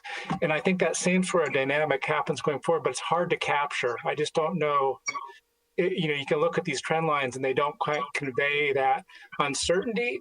And unfortunately, the likelihood that events are going to be very episodic, and we might have a drought like we've not seen in the past right around the corner, but it's hard to predict that, and it's hard to convey it. So I don't know what to say about it other than my gut tells me that's what we're probably our biggest exposure. It's just hard to put it in a document in my thinking. Yeah, I would add to that. So I agree with John's request to sort of beef up this paragraph and a half that's in the report, and then to Scott's point about not understanding, to his bluff analogy about not understanding what 4 inches a year means until you understand that what that means really is that 10 feet disappears once every 30 years. I would say, I'm looking at the report, stronger storms, and then right below it is the maximum 1-day participation chart, 1-day precipitation chart. And Agnes, I'm pretty sure that we've had a number of days, this modeled historical number is 1.341 inches. And I'm pretty sure that over the course of the past, 15 years that I've been here, we've had a number of days that have had more than 1.34 inches of rain in a day. And maybe the disconnect is the same disconnect that Scott is talking about, which is that 1.341 is sort of an average of the highest number, but it doesn't really convey what the real risk is, which is those once every 2 or 3, 5 or 10 years, what those really big storms are. Does that make sense? I don't know. I don't really know. It feels like a little bit of a problem with the presentation of the data. Does that follow? Yeah, but I'm not sure what the solution is. I don't know what the solution is either. I don't know, but the analogy that Scott brought up with the bluff retreat that's exactly the same problem. Yeah. Right? 4 inches a year doesn't mean anything. What means something is 10 feet once every 30 years. And I'd say there's a little, and your example on rain is a good one too, because I witnessed over 1 inch in 15 minutes here in my short 5 years here. I watched it rain very hard in a very short amount of time. Right. And I measure out there. But I think the data just says they must only measure once a day. And so they say, we got over 1 inch of rain a day. But the fact is, at least at my house, it happened in 15 minutes, So there's some weird stuff that could happen. And I wish I could offer a solution to fix it. I just think it's a general, to me, it sort of understates the risks we have. And maybe there's a place for us to, in introducing these risks, to talk about the outliers and the variability that is not necessarily shown in averages, and to actually draw attention to some of those. One thought would be to look globally and just say, look, there's other places in the world that are experiencing things that we have not seen in historical record. Right. If it happens there, it can happen here. Well, and that it has just one happened. thought to sort of sensitize people to the dynamics that the world's now facing, and we're Right. not accepted from that. You know? Well, and I think that we can then say, and it has happened here, and these are a few examples. And then it has happened here to a Yeah. degree. It's very episodic. Yeah, very episodic. Mm-hmm. I have a question for Agnes. Agnes, in the format that you followed here, is there something which has a section on extreme weather? Because that's what we're talking about, extreme weather events, and the occurrence of extreme weather events, and that the likelihood of the occurrence of extreme weather events is going to be greater with the amplitude of climate change. I think several of the sections mention that extreme drought will be more common. Maybe it just doesn't say it in a more extreme way. But I think between the storm, where it should be is in the stronger storm discussion and in the drought discussion, probably. I don't know if we need to add an extra section for extreme events, as opposed to sort of discussing it in each of those sections. Well, I think what I'm maybe suggesting is that it needs to be clear that one of the consequences of climate change is the greater occurrence of extreme weather events. Mm-hmm. Yeah, one thing we could do. You can state it in each individual section, but in a general introduction, that is one of the consequences, the major consequences of climate change. And I think that's a great approach, is to have that as the lead in, and then in the sections, as you already have, as in the storm, the stronger storm section, you've said storm events will become more intense, but kind of framing the whole presentation in an acknowledgement of that, and giving some examples of the outliers that we've already seen and some of the things that are projected, I think would make seeing these averages I can repeat some of the information that's in the historical record. The historical events is there to sort of talk about some of the impacts of some of what's already happened and sort of provide a little bit of that background that can be repeated in the changing climate section, in a more sort of in a more, not detailed, but in a more focused way for that particular event that we're talking about. If you guys think that would address it. But the historical hazard section does have some of our has all the way up to the events of last year. I would just suggest putting it under your changing hazards of climate change. Just right, put it. So we should add something in there. Just put it right there in your introduction, your statement. Okay.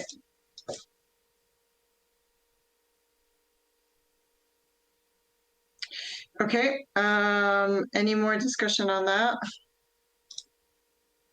All right, we'll move on to sea level rise. So we got a range of comments on sea level rise, the images mostly. I think Carrie, thank you, Lynette. And then I think Carrie had a good comment to put in a existing condition for comparison purposes. And then I think Jeff and Michael just didn't really like, I don't think they felt like it was reflecting enough, or it was scary looking enough is kind of the feeling I was getting. I would say I would say that my reaction was that the pictures take up 3 pages of the report, and I think it's important. I think that the idea is important, but the pictures take up 3 pages of the report, and I found them hard to parse. Like it was just hard to, like, they're not. I didn't find them illustrative of what the actual problem is without like a lot of work and a lot of imagination. I'm not sure I well, I could do. I'm only one. So yeah, no, but it wasn't just you, because Michael had a similar comment, I think. So I was trying to be specific in my comment, and what I said was, and like I said, I've done maps on sea level rise, and I think having different colors for different levels of sea level rise. And to be again, to kind of clarify, there are several colors in that chart. It's just that on the Carmel Beach, it doesn't get it gets inundated, but it does not get as deep as some other areas. So that's partly why the color scheme seems a little flat. Well, it goes include. Is that, am I correct? Let me suggest, if I may, let me suggest an alternative that would only work for me. And that would be these 3 images, but it would be cross sections of the beach. So rather than looking at it from the top, pretend you're on the sand and you're looking at a cross section of the beach so you're looking at a cross section, and on the right is a seawall, and on the left is the ocean. And then you see the gradient of the sand sort of progressing from the ocean up to the seawall. And then as the sea level rises, you see the sand disappearing. Like you're on the sand looking at the sand disappearing, for example. Like one of those ant farms we all used to have when we were in grade school. No, you're looking at it from within the sand. And so you can see how the beach disappears. Like with maybe that's more of a graph than a picture. I think I understand what you're trying to get at. I don't know if those are available. These are pictures, so you're looking at more of a graphic of the impact to sea level rise. Well, they're from 2 different visual perspectives. One's an elevation view and one's a bird's eye view. So What we have in the report is bird's eye. What Jeff is referring to, a section or an elevation view. I mean, they complement each other. I just thought it was more intuitive when I did my map work to use different colors, which really shows the inundation much clearer than those gradients of light blue to dark blue. I thought that was I just thought it was less intuitive.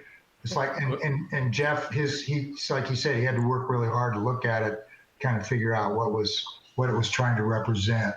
The goal of any map is to try to speed up the intuitive understanding of what you're looking at as much as you can. So any way you can do that is what the goal should be. It's graphically unclear because you can't see sort of where it started. You can't see the control point. Yeah, I think Carrie's comment about starting with a "here we are today" is we can definitely do this. I just also want to sort of caution everyone that I don't have a lot of graphics software to work with, so these are easy for me to get because they're available. The USGS makes it available for us, but anything else more significant would be very difficult for staff to sort of create. So that's another thing to maybe consider. Michael can help you. Well, I don't have access to ArcGIS anymore, but and that's another tool you can use. But I didn't go in and use the USGS modeling tool, and I'm not sure if you can make some changes in it in the way it depicts. So I don't really, I don't have any experience with their modeling tool, but I could go look at it and see what, and there are other maps out there of sea level rise, which have been, other agencies have created sea level rise maps for California, other than the USGS. Right. I've seen some very good ones of the Bay Area, and so again, that's another potential. That's actually a very complicated potential discussion. Some of them. I'm typically going with what the latest guide is recommending in terms of the sources of data. Unfortunately, the data on sea level rise keeps changing, as we learn more. This is one of the latest. I mean, this set of data was released, I think, in the spring, last year. So that's why I was using that. I could look into, alternative sources of data. Well, but I think it's important to use this. I think even though it's 3 pages of maps and maybe 4, because I do think we need a perspective of where we are now to make these other maps easier to read. And I think it's important that we use this data because it's the source is very good, right, Anya's? The source of this.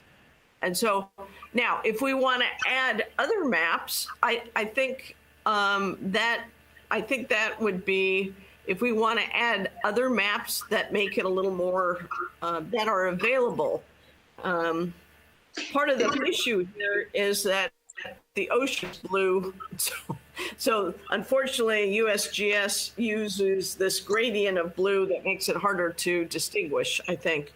But I think it's really important to use reliable and proven data so that we're not trying to stretch things out of proportion. Does that make sense? Right.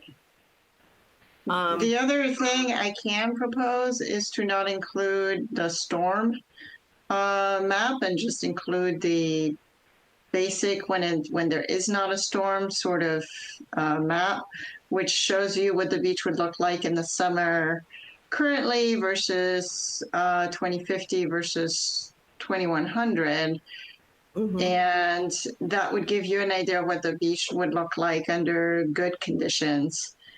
Right. The beach, I think it's worthwhile noting that in the winter, things are going to get narrower faster. So that's why I put in the storm in there. I found having the storm in was really great because as I looked at the storm and then I looked at the 150 centimeter rise with no storm, it was pretty much the same.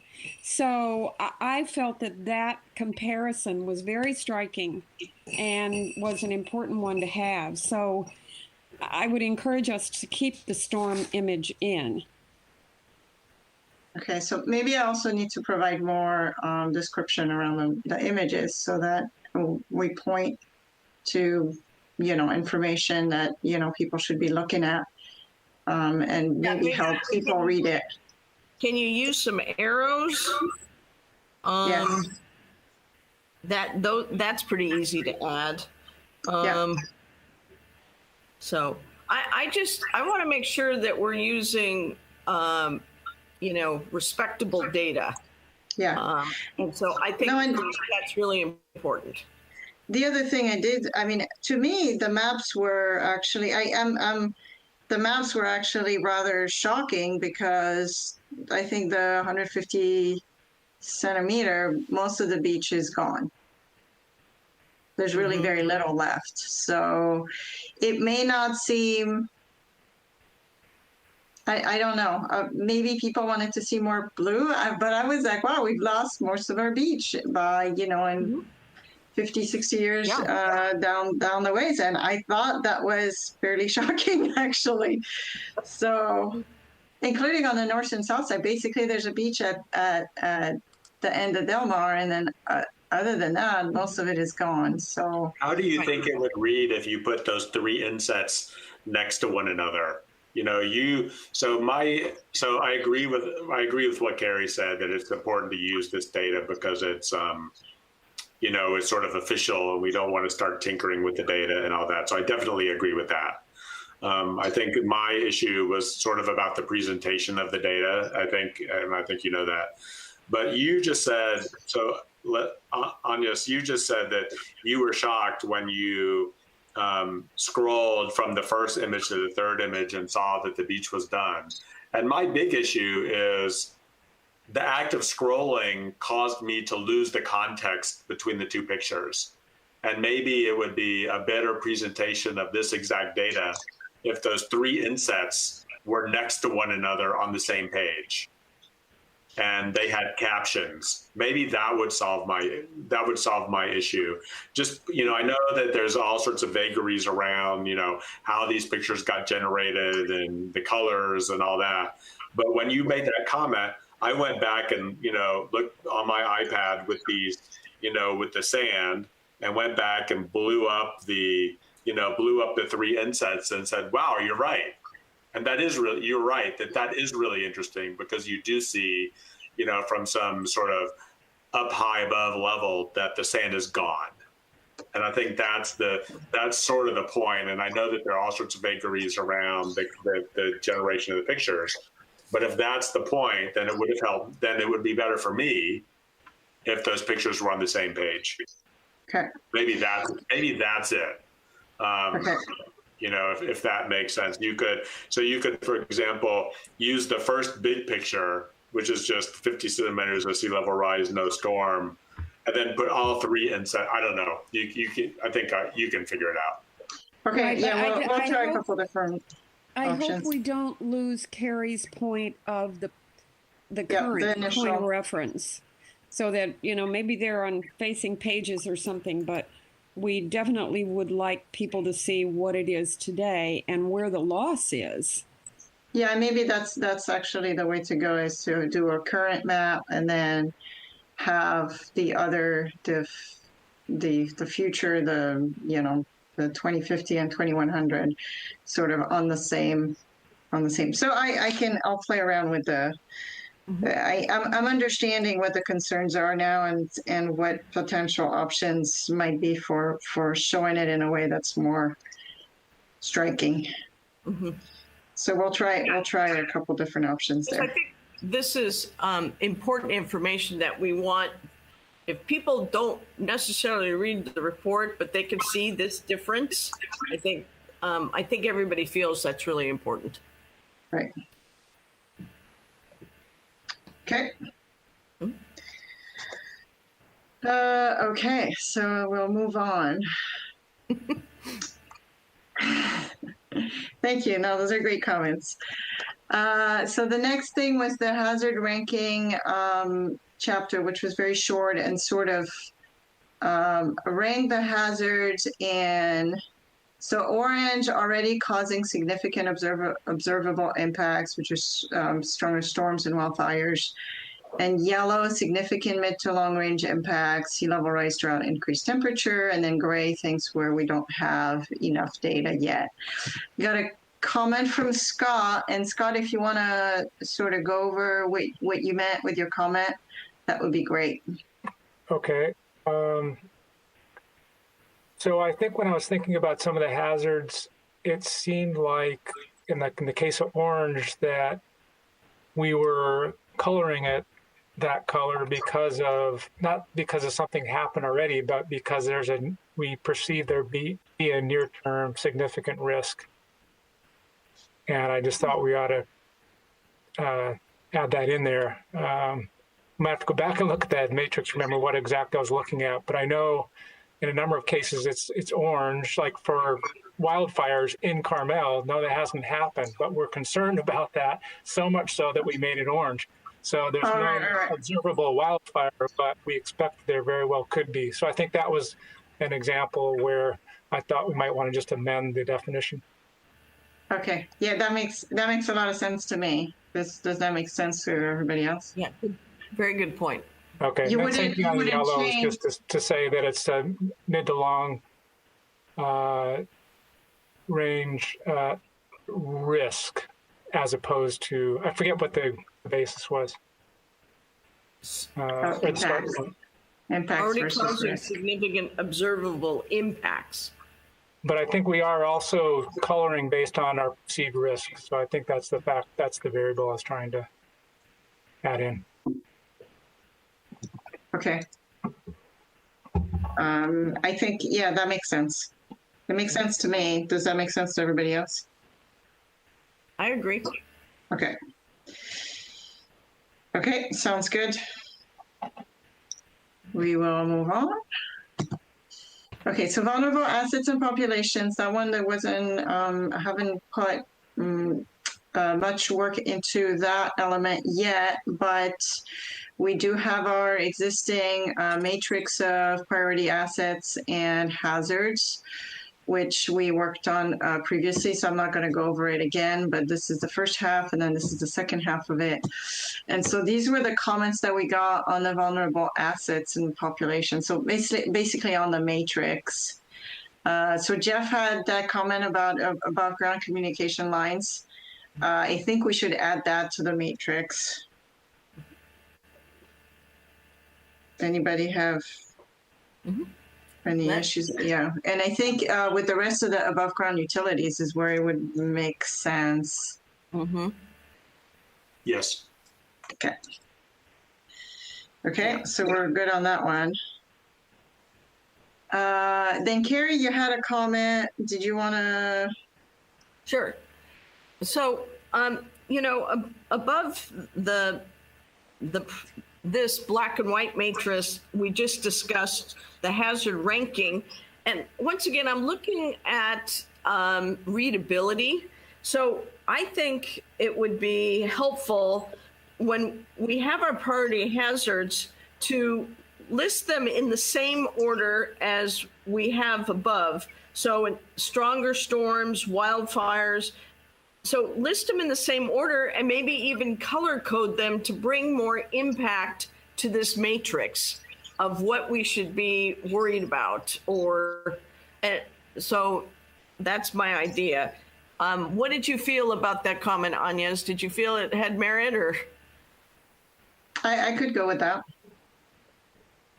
I think it would make it easier to read it a little bit. I mean, it's a little bit overwhelming, so. So let me ask Carrie, I understand the ordering, but tell me, like using the chart that's on page, so if you look at page 10 of the report, where it says hazard ranking, and then there's the color coding, and I know we just made a little change to the color coding, but let's forget that for now.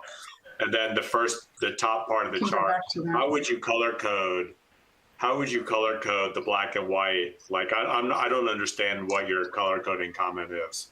So we have on the top of the priority hazards are the same as our color coded box. So I would make them in the same order, and so stronger storms would be the leftmost column of priority hazards, followed by wildfires. And I would color code those two columns orange for things that, so Mission Trail Nature Preserve would have a X in it and orange under stronger storms.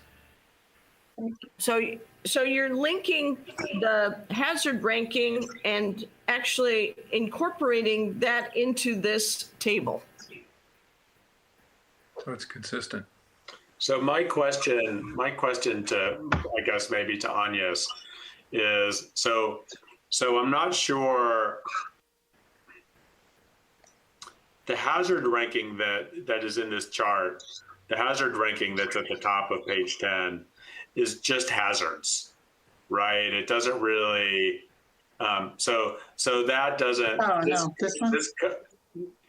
No, the one with the The other colors. one? This one? Yeah. Okay. So that doesn't really address the assets, right? And we're going to, isn't the next phase of our project going to be to sort of prioritize the assets, to like prioritize the effects, sort of? Like, Yeah. Well, yes, there's going to be, you know, the assets that are going to be more or less vulnerable to those impacts. my worry, Carrie, is that you're taking these colors, which we've applied to hazards, but not assets. And by coloring the whole chart, you're sort of implying, like we're implying that these colors apply to all the assets that are listed. And I'm not sure that that's an implication we want to make. Okay. Yeah. Okay. Yet. So I agree, you know, I think it's fine to color the headings at the top of the chart. And I think that might be interesting. You know, I agree with the comment about putting them in the same order. And I agree with, I think that coloring on the screen, for example, I think coloring sea level rise and ocean warming and wildfires and stronger storms, I think turning those colors is worthwhile, but I'm not sure I'm there with I'm not sure I'm there with coloring the actual boxes that the X's are in. The actual cells. Yeah, I think that makes sense because the different hazards will affect different assets differently. So, So why don't we put that off? Why don't we put that off for like 6 months when we're like three versions down, and we can sort of revisit that if any of us remember. And I think it'll make more sense. We'll know what to do 6 months from now. okay. But I think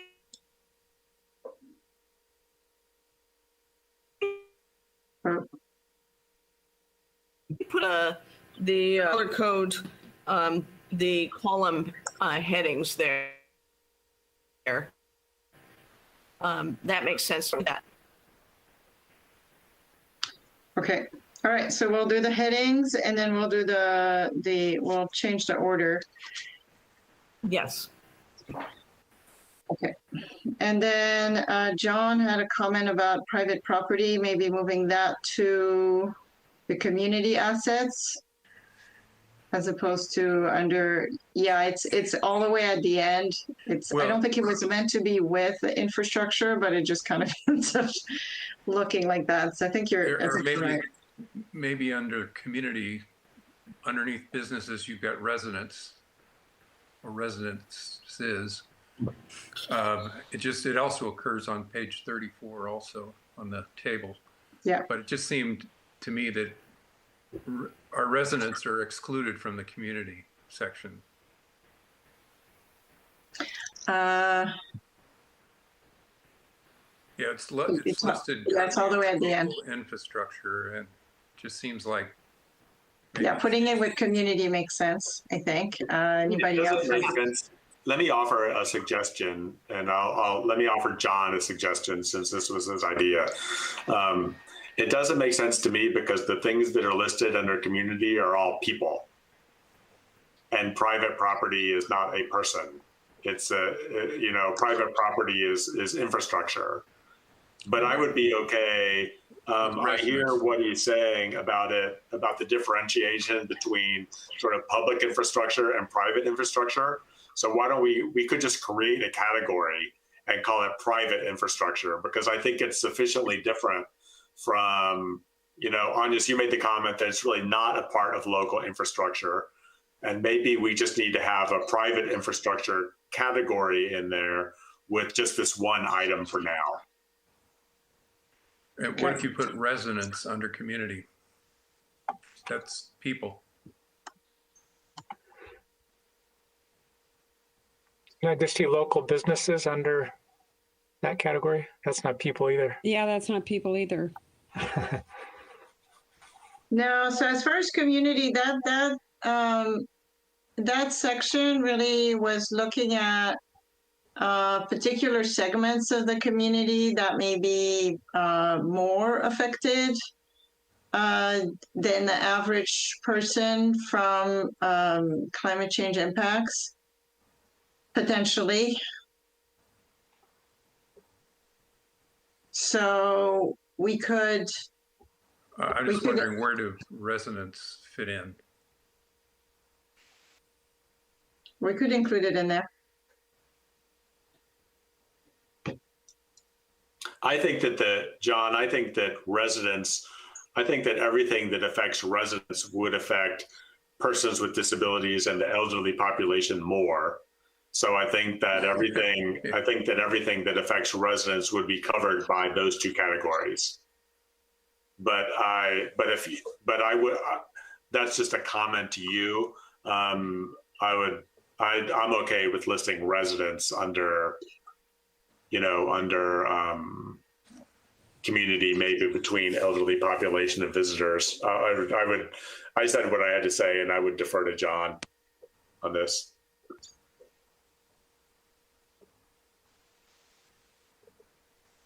So here's my question: would private property cover enough?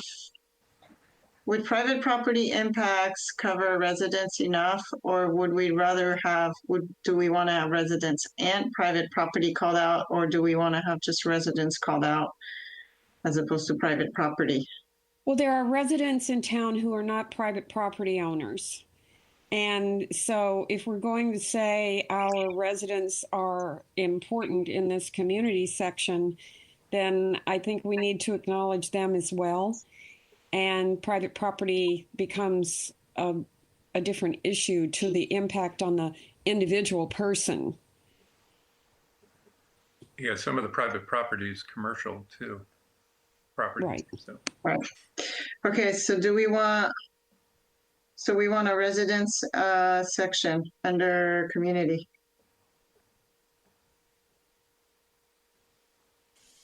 I'm slightly concerned that it's very broad, but that's okay. We can go there and then decide as we start refining our work. Well, I think if we don't do that, and maybe it falls off the table at some point, but if we don't do that somewhere, then the average citizen could say, well, what about the impact on me? I'm here too, and there is an impact on me as a resident of Carmel that doesn't seem to have been acknowledged by the committee's work. And I wouldn't want that to happen, because clearly we are concerned about impacts on everybody. Yeah, that was my concern when I read it initially, was where are residents in the community here? Where were they? Okay. All right, so I'll add those two, and we'll add a special section for private property. Yeah, add them for now, definitely. Okay. Then we'll move to the next. So the next section was the bulkiest section, which had to do with the review of a bunch of our existing plans to identify whether we have existing strategies and policies in place that might help us. I won't go through the whole list. You guys looked at all, but those are all the documents we looked at. There's probably a few more out there that we haven't looked at yet, but that was a pretty good list already. And we had quite a few comments. So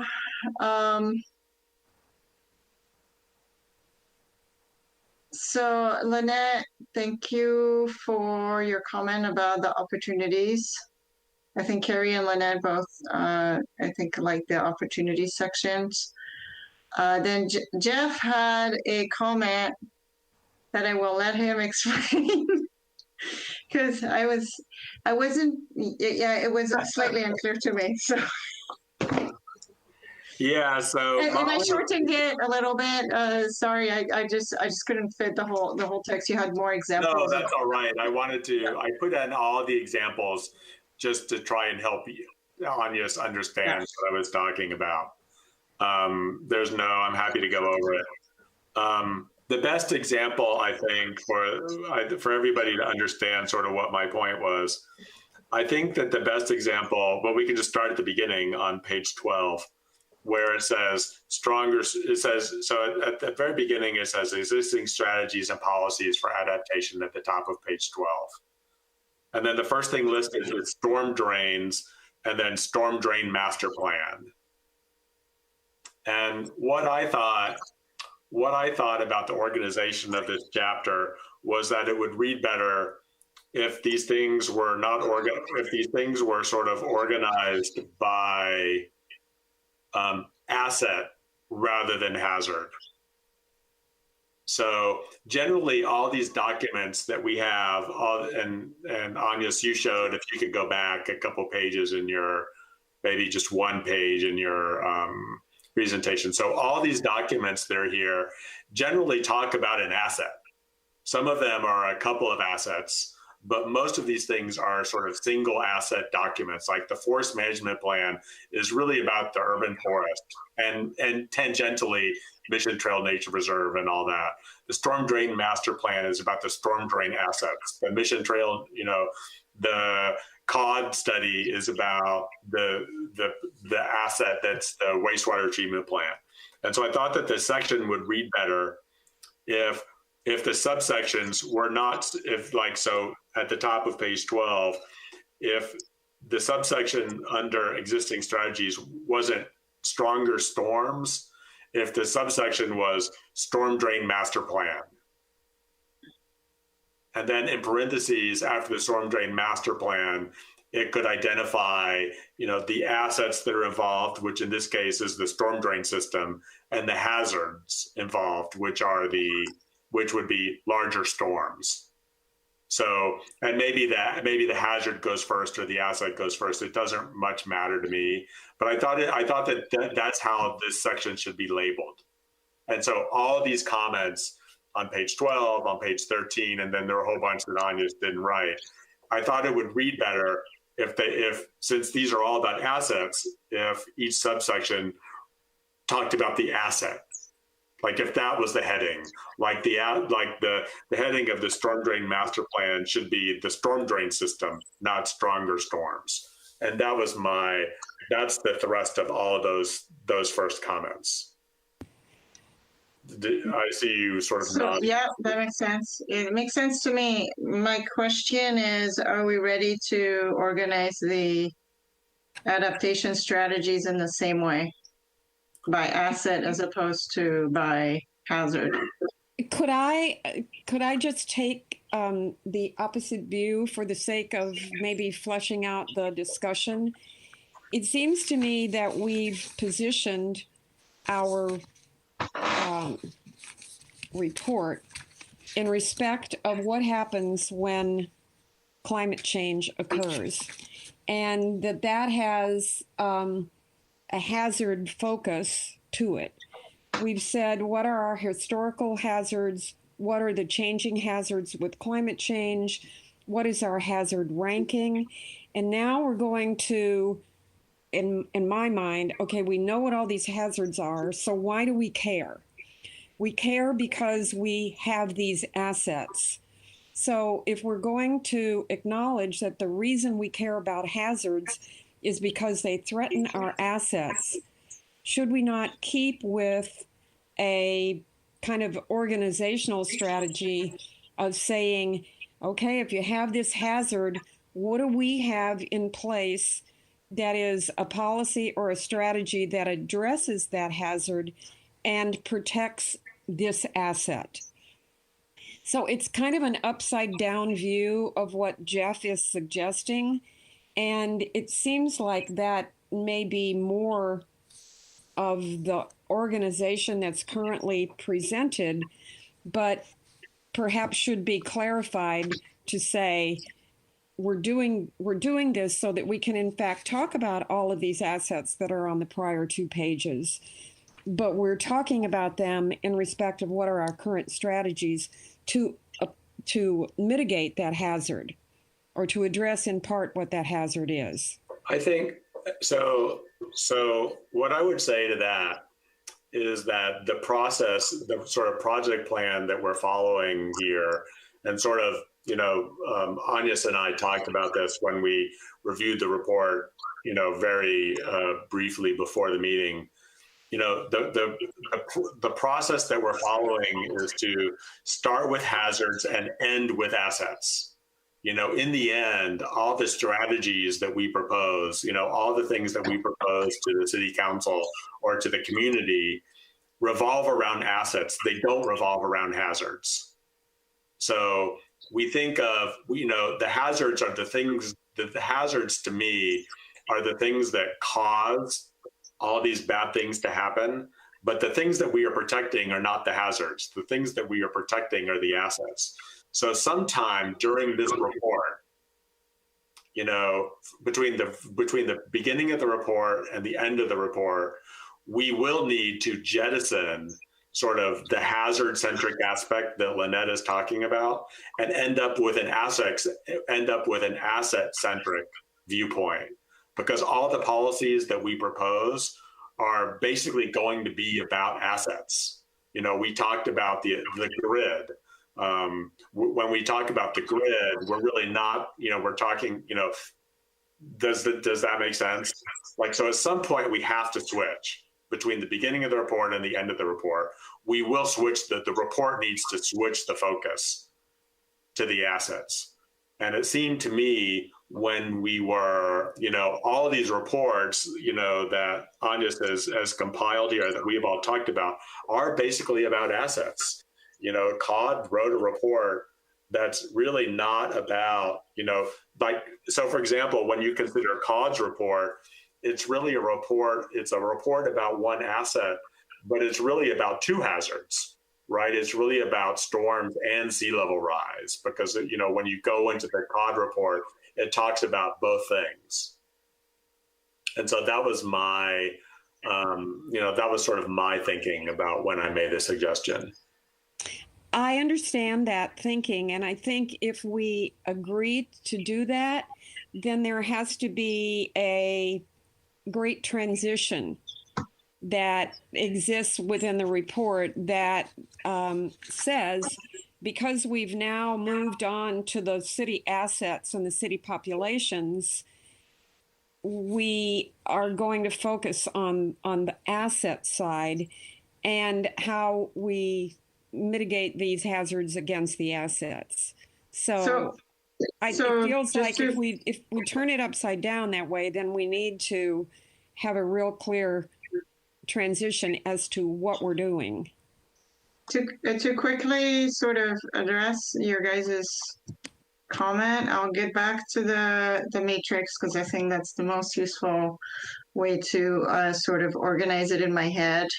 The report right now is organized by these items at the top of the matrix. I could certainly change the vulnerability assessment and then the adaptation strategies to be organized by priority assets, in which case the headings I would use would probably be natural assets, then community, then utilities, then regional infrastructure, then local infrastructure, then private property.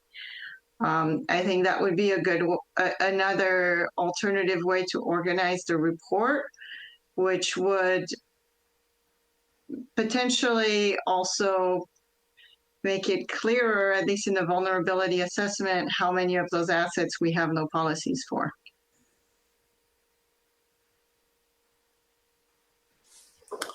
I certainly didn't mean to extend this back through that table, because I kind of like the table.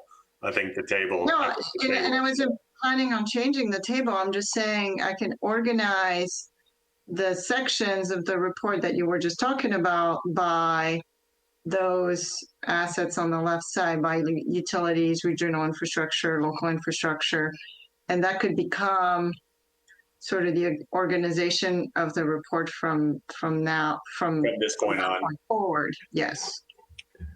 I think that association could help. And I also like that it, as you indicated, it could show where we have plans and where we don't. We might also even have a lead in to show which things are put together with and without climate change scenarios in mind, because I think some of these were put together sort of independent looking out to climate change. So I don't know. I was trying to sort through that in my own mind. The Mission Trail Nature Preserve, a lot of that was put together independent of climate change. So I think we now maybe need to kind of come back and revisit it. So I think somewhere giving people that orientation would be helpful. Yeah, definitely.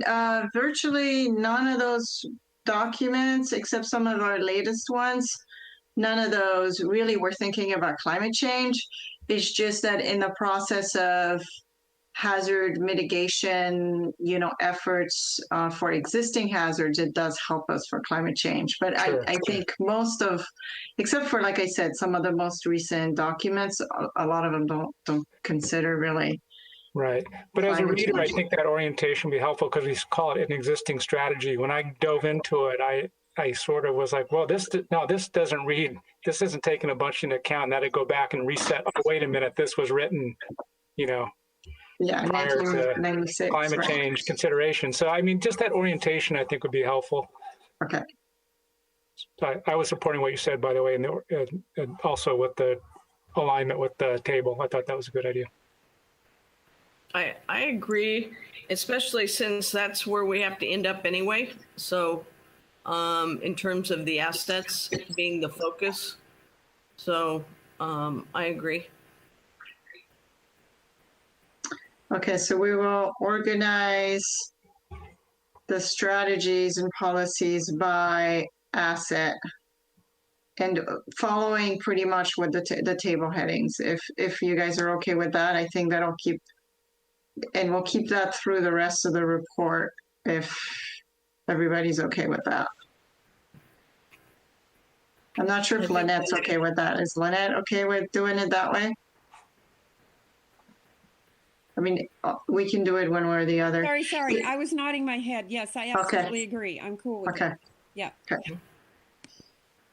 Okay. Then Jeff had another comment. Yeah, this is, right. I'll just short circuit you. This is basically completely related to what Scott was talking about, because I had sort of the same disconnect, and I wouldn't call it quite as disconnected as I've been in the past, but it was the same feeling I shared Scott's sentiments. Like it was hard to know, like, when the Mission Trail Nature Preserve Master Plan was put together and whether it considered climate change and all those things. So obviously all these documents are going to come up for review at some point. And I think we should just standardize how this is basically about standardizing how the adoption information was put together to address the issue that Scott had. Okay. That was my thinking. Okay. Yeah, we can do that. I think that makes sense. Then, Well, okay. yes, you wanted comments, you got them. I know. So you want the second draft in 3 months, right? Because we haven't put a timeline to that. we haven't put a deadline yet. Kidding. Okay, so then next set of comments. Actually, I think John and Scott both had this similar comments about the power lines in Mission Trail Nature Preserve. Which, yes, I did not mention those. So if one of you guys wants to sort of chime in as to your thoughts on that. Well, I think we talked a lot about some of that today. It's sort of hearing from PG&E what the current thinking is about overhead infrastructure. And then I guess in some of we've heard before about some of the existing overhead infrastructure and Mission Trail being an issue that needed to be prioritized. So I don't know if that makes sense to put it in there or not. Yes, we can definitely put it in the opportunities. And Scott, did you have a preference as to where? No, not really. I was more of just trying to get a sense for where it would be best included. I didn't have a preference. I could see potential places where it could go. So that's all I did was list those out. Okay. I'll add this stuff to the grid stuff, it seems to sort of belong in there. So I'll just add it. I'll take these comments. Anya, if you can just send me this slide deck, I'll take these comments and work them into the grid resilience stuff. Okay. Where's, Yeah, and we can definitely add it as in the opportunities for wildfire mitigation, I think. Yeah, it can go a lot of places. Yeah. Okay, and then John had another. Oh, well, you know, being interested in hearing from PG&E, I know.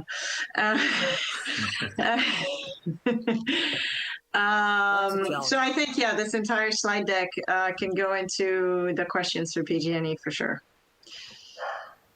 Or I mean, this entire slide can go into questions for PG&E.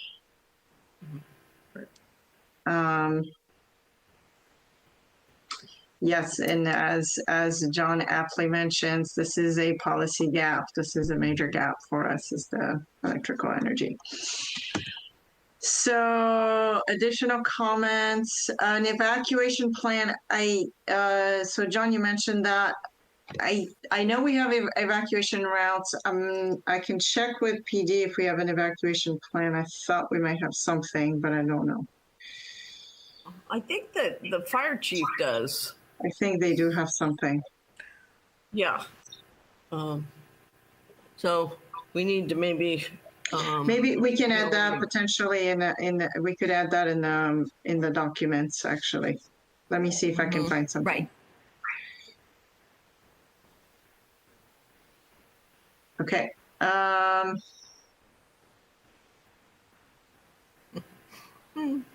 So, all right. So the next question from Lynette is a very good question, and the answer is no. And it has been thought of. It has been thought of, and it has. I definitely included it in there because I was like, oh, this is really something we should really start doing. It should be done. I think I don't know if even a year of it was done or not, but everything is detailed out in the Coastal Commission, the CDP that we got a long time ago, early 2000s, and so it would be a good thing to do. And so what I can say is I did have a talk with Bob, and we did add it in year 2, 3, 4, and 5 of our 5-year CIP. So that's something. So it sounds like it could be coming in the future, but it has not been done. And it's definitely something that would be very valuable. And it should be in the report, and we should recommend it. Yeah. Yeah, maybe it'll be in the Public Works work plan that's coming up as part of the budget. I believe it will be. Really? Wow. Well, Did you hear that, Carrie? Huh? Yeah, I did. I'm. We'll see. That's why I said wow. Again, not for next year. But no, it has been discussed. And actually, I mean, to be fair, a lot of these documents, we've had a lot of staff turnover, and we've had COVID, and we've had, so I think it's been, there's been some reasons why these things have not happened, but that, that doesn't mean they shouldn't, be added to the list. So bandwidth. Mm-hmm. Yeah. Okay, and then Jeff, did you want to address that last comment? Although maybe, go ahead. This was just to make it come into line with everything else. All the other comments I had before about the asset being listed first. That was to sort of keep all these reports the same. Okay. So, but do we want to split up these reports into the various assets and where the various elements? Yeah, we can try to figure that out. Yeah, I would sort of defer to you, since you're the author of the report. I said what I had to say 15 minutes ago, and I think that the same sentiment applies here, but I would sort of defer to you to figure out how to sort of work it in. Okay. Okay, sounds good. Agnes, how many more pages do we got? Not too much more, actually. We're getting there. Okay. We're All right, done cool. with the strategies comments, so we're just about almost there. Okay, Oh, yeah, excellent, because we're it's 6 getting o'clock. So, Yeah. great. But this is super helpful. So this is really good. Yeah, this is really good comments.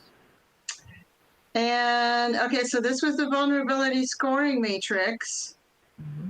So the vulnerability scoring matrix really takes takes our existing matrix and it adds whether something was rated, orange or yellow or gray, and whether there is an existing policy, there's anything existing or an action, anything initiated, or there is nothing yet. So things that have nothing yet potentially might be things that we might want to focus on and sort of think about a little more.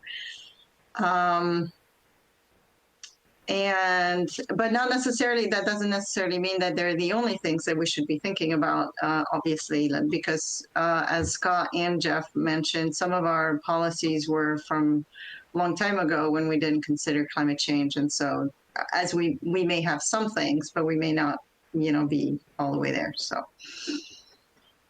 Are you going to put these in the same order as well? As the first two? Yeah, same order as the other ones, yes. Okay, thank you. And so this one I really didn't get a whole lot of comments on, but I think maybe because it was at the end of a very long report. Maybe next time we'll be able to focus on it, yeah. It may be worth it for us to move it to, to move the discussion on this one to our next meeting. Potentially, because I think this is really sort of a critical piece for us in starting to think about adaptation. There's a couple of things that I wanted to sort of bring up with this table is I have a concern with the fact that we don't really have much of any policies yet related to community assets.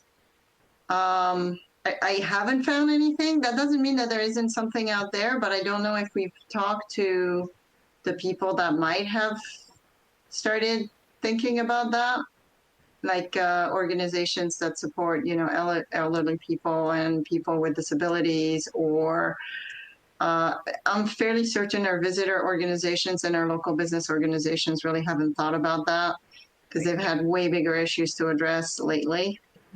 Mm-hmm. Like COVID. I think Carrie, you had sort of reached out to a couple of those organizations, and they just were not they were overwhelmed with what they had to do with. Right. Yeah.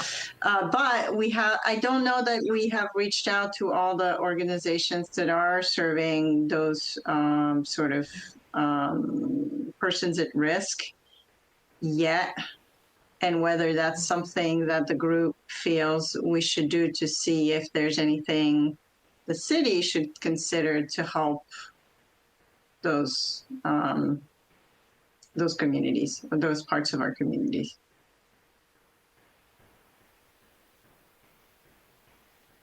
Because that seemed to me like that was probably one of the more significant gaps. Mm-hmm. Well, I agree. I agree it's significant. I'm wondering if in a couple of the ICARP monthly meetings on adaptation planning, there have been some communities that have reported on their engagement with these particular segments of the communities. And then there may be something in their final reports about what they are doing in terms of strategies and policies. So maybe, and I can help with this, looking back at the prior, they have all the slide decks and the recordings of those prior ICARP meetings to see if there's anything we Sure. can find That that would sounds. be instructive at all. I think that sounds like Lynette, are you volunteering to give us Oh, yeah. a report back at our next meeting? I can do that. Excellent. I think that would be awesome. That would be really great because I know there's been some work done elsewhere. I just, yeah, I don't know that we have a whole lot here. Keep it under 90 minutes. Oh, rats. Okay. Okay, so we already have some follow-up on PG&E and then some follow-up on community. I think that's great. Those were our big polls. We have some here up here with some of our natural assets, and I think it has more to do with not being 100% sure how climate change, how increased temperature will affect the North Dunes. So that those columns may actually be more gray than yellow. I'm not entirely sure, just because I don't know that there's a lot of data on how those habitats are going to be impacted. But urban forest, there may be something though. I could try to see with Sarah. I know Sarah's been thinking about the urban forest and climate change. So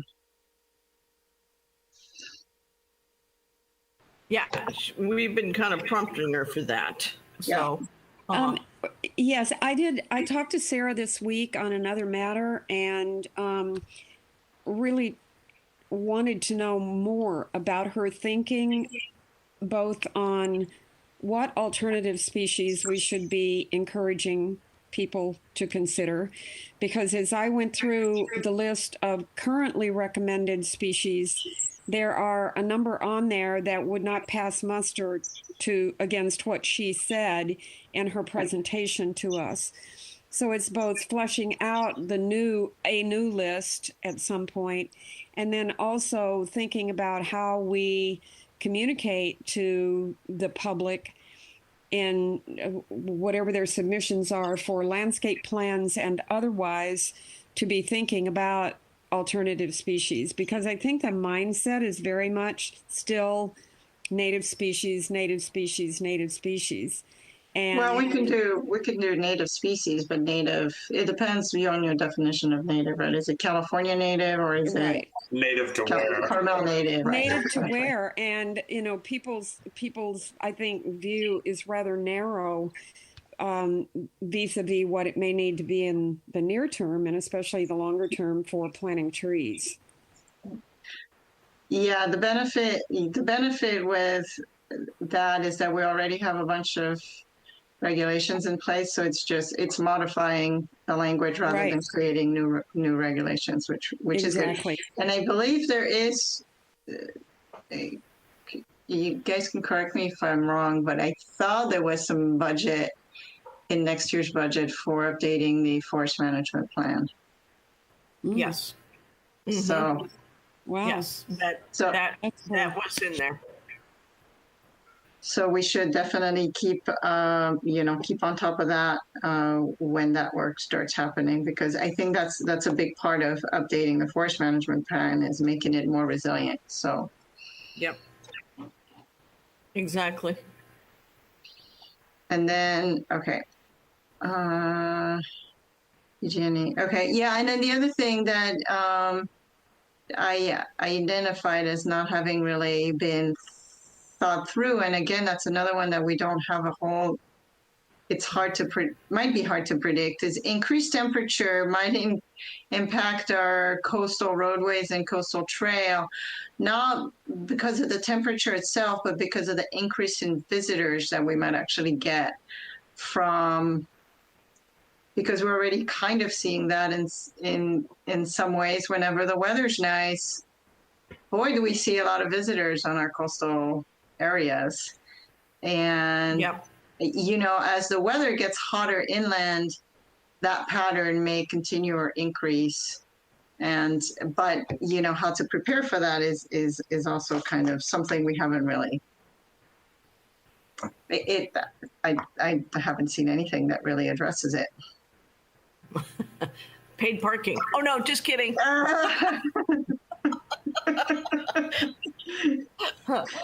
Yeah. I think at that point we should probably. You want to add that as a recommendation? Paid parking. I think at this point we probably should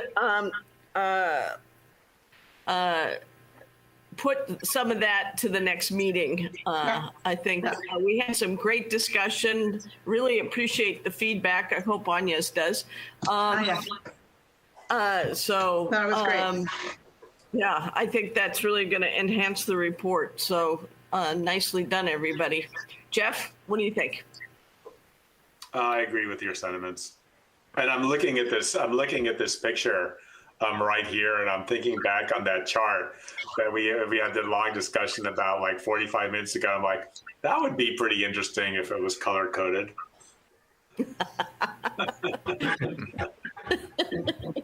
All right, so we'll finish this discussion next time, and we'll see everybody on the probably 5 weeks, right?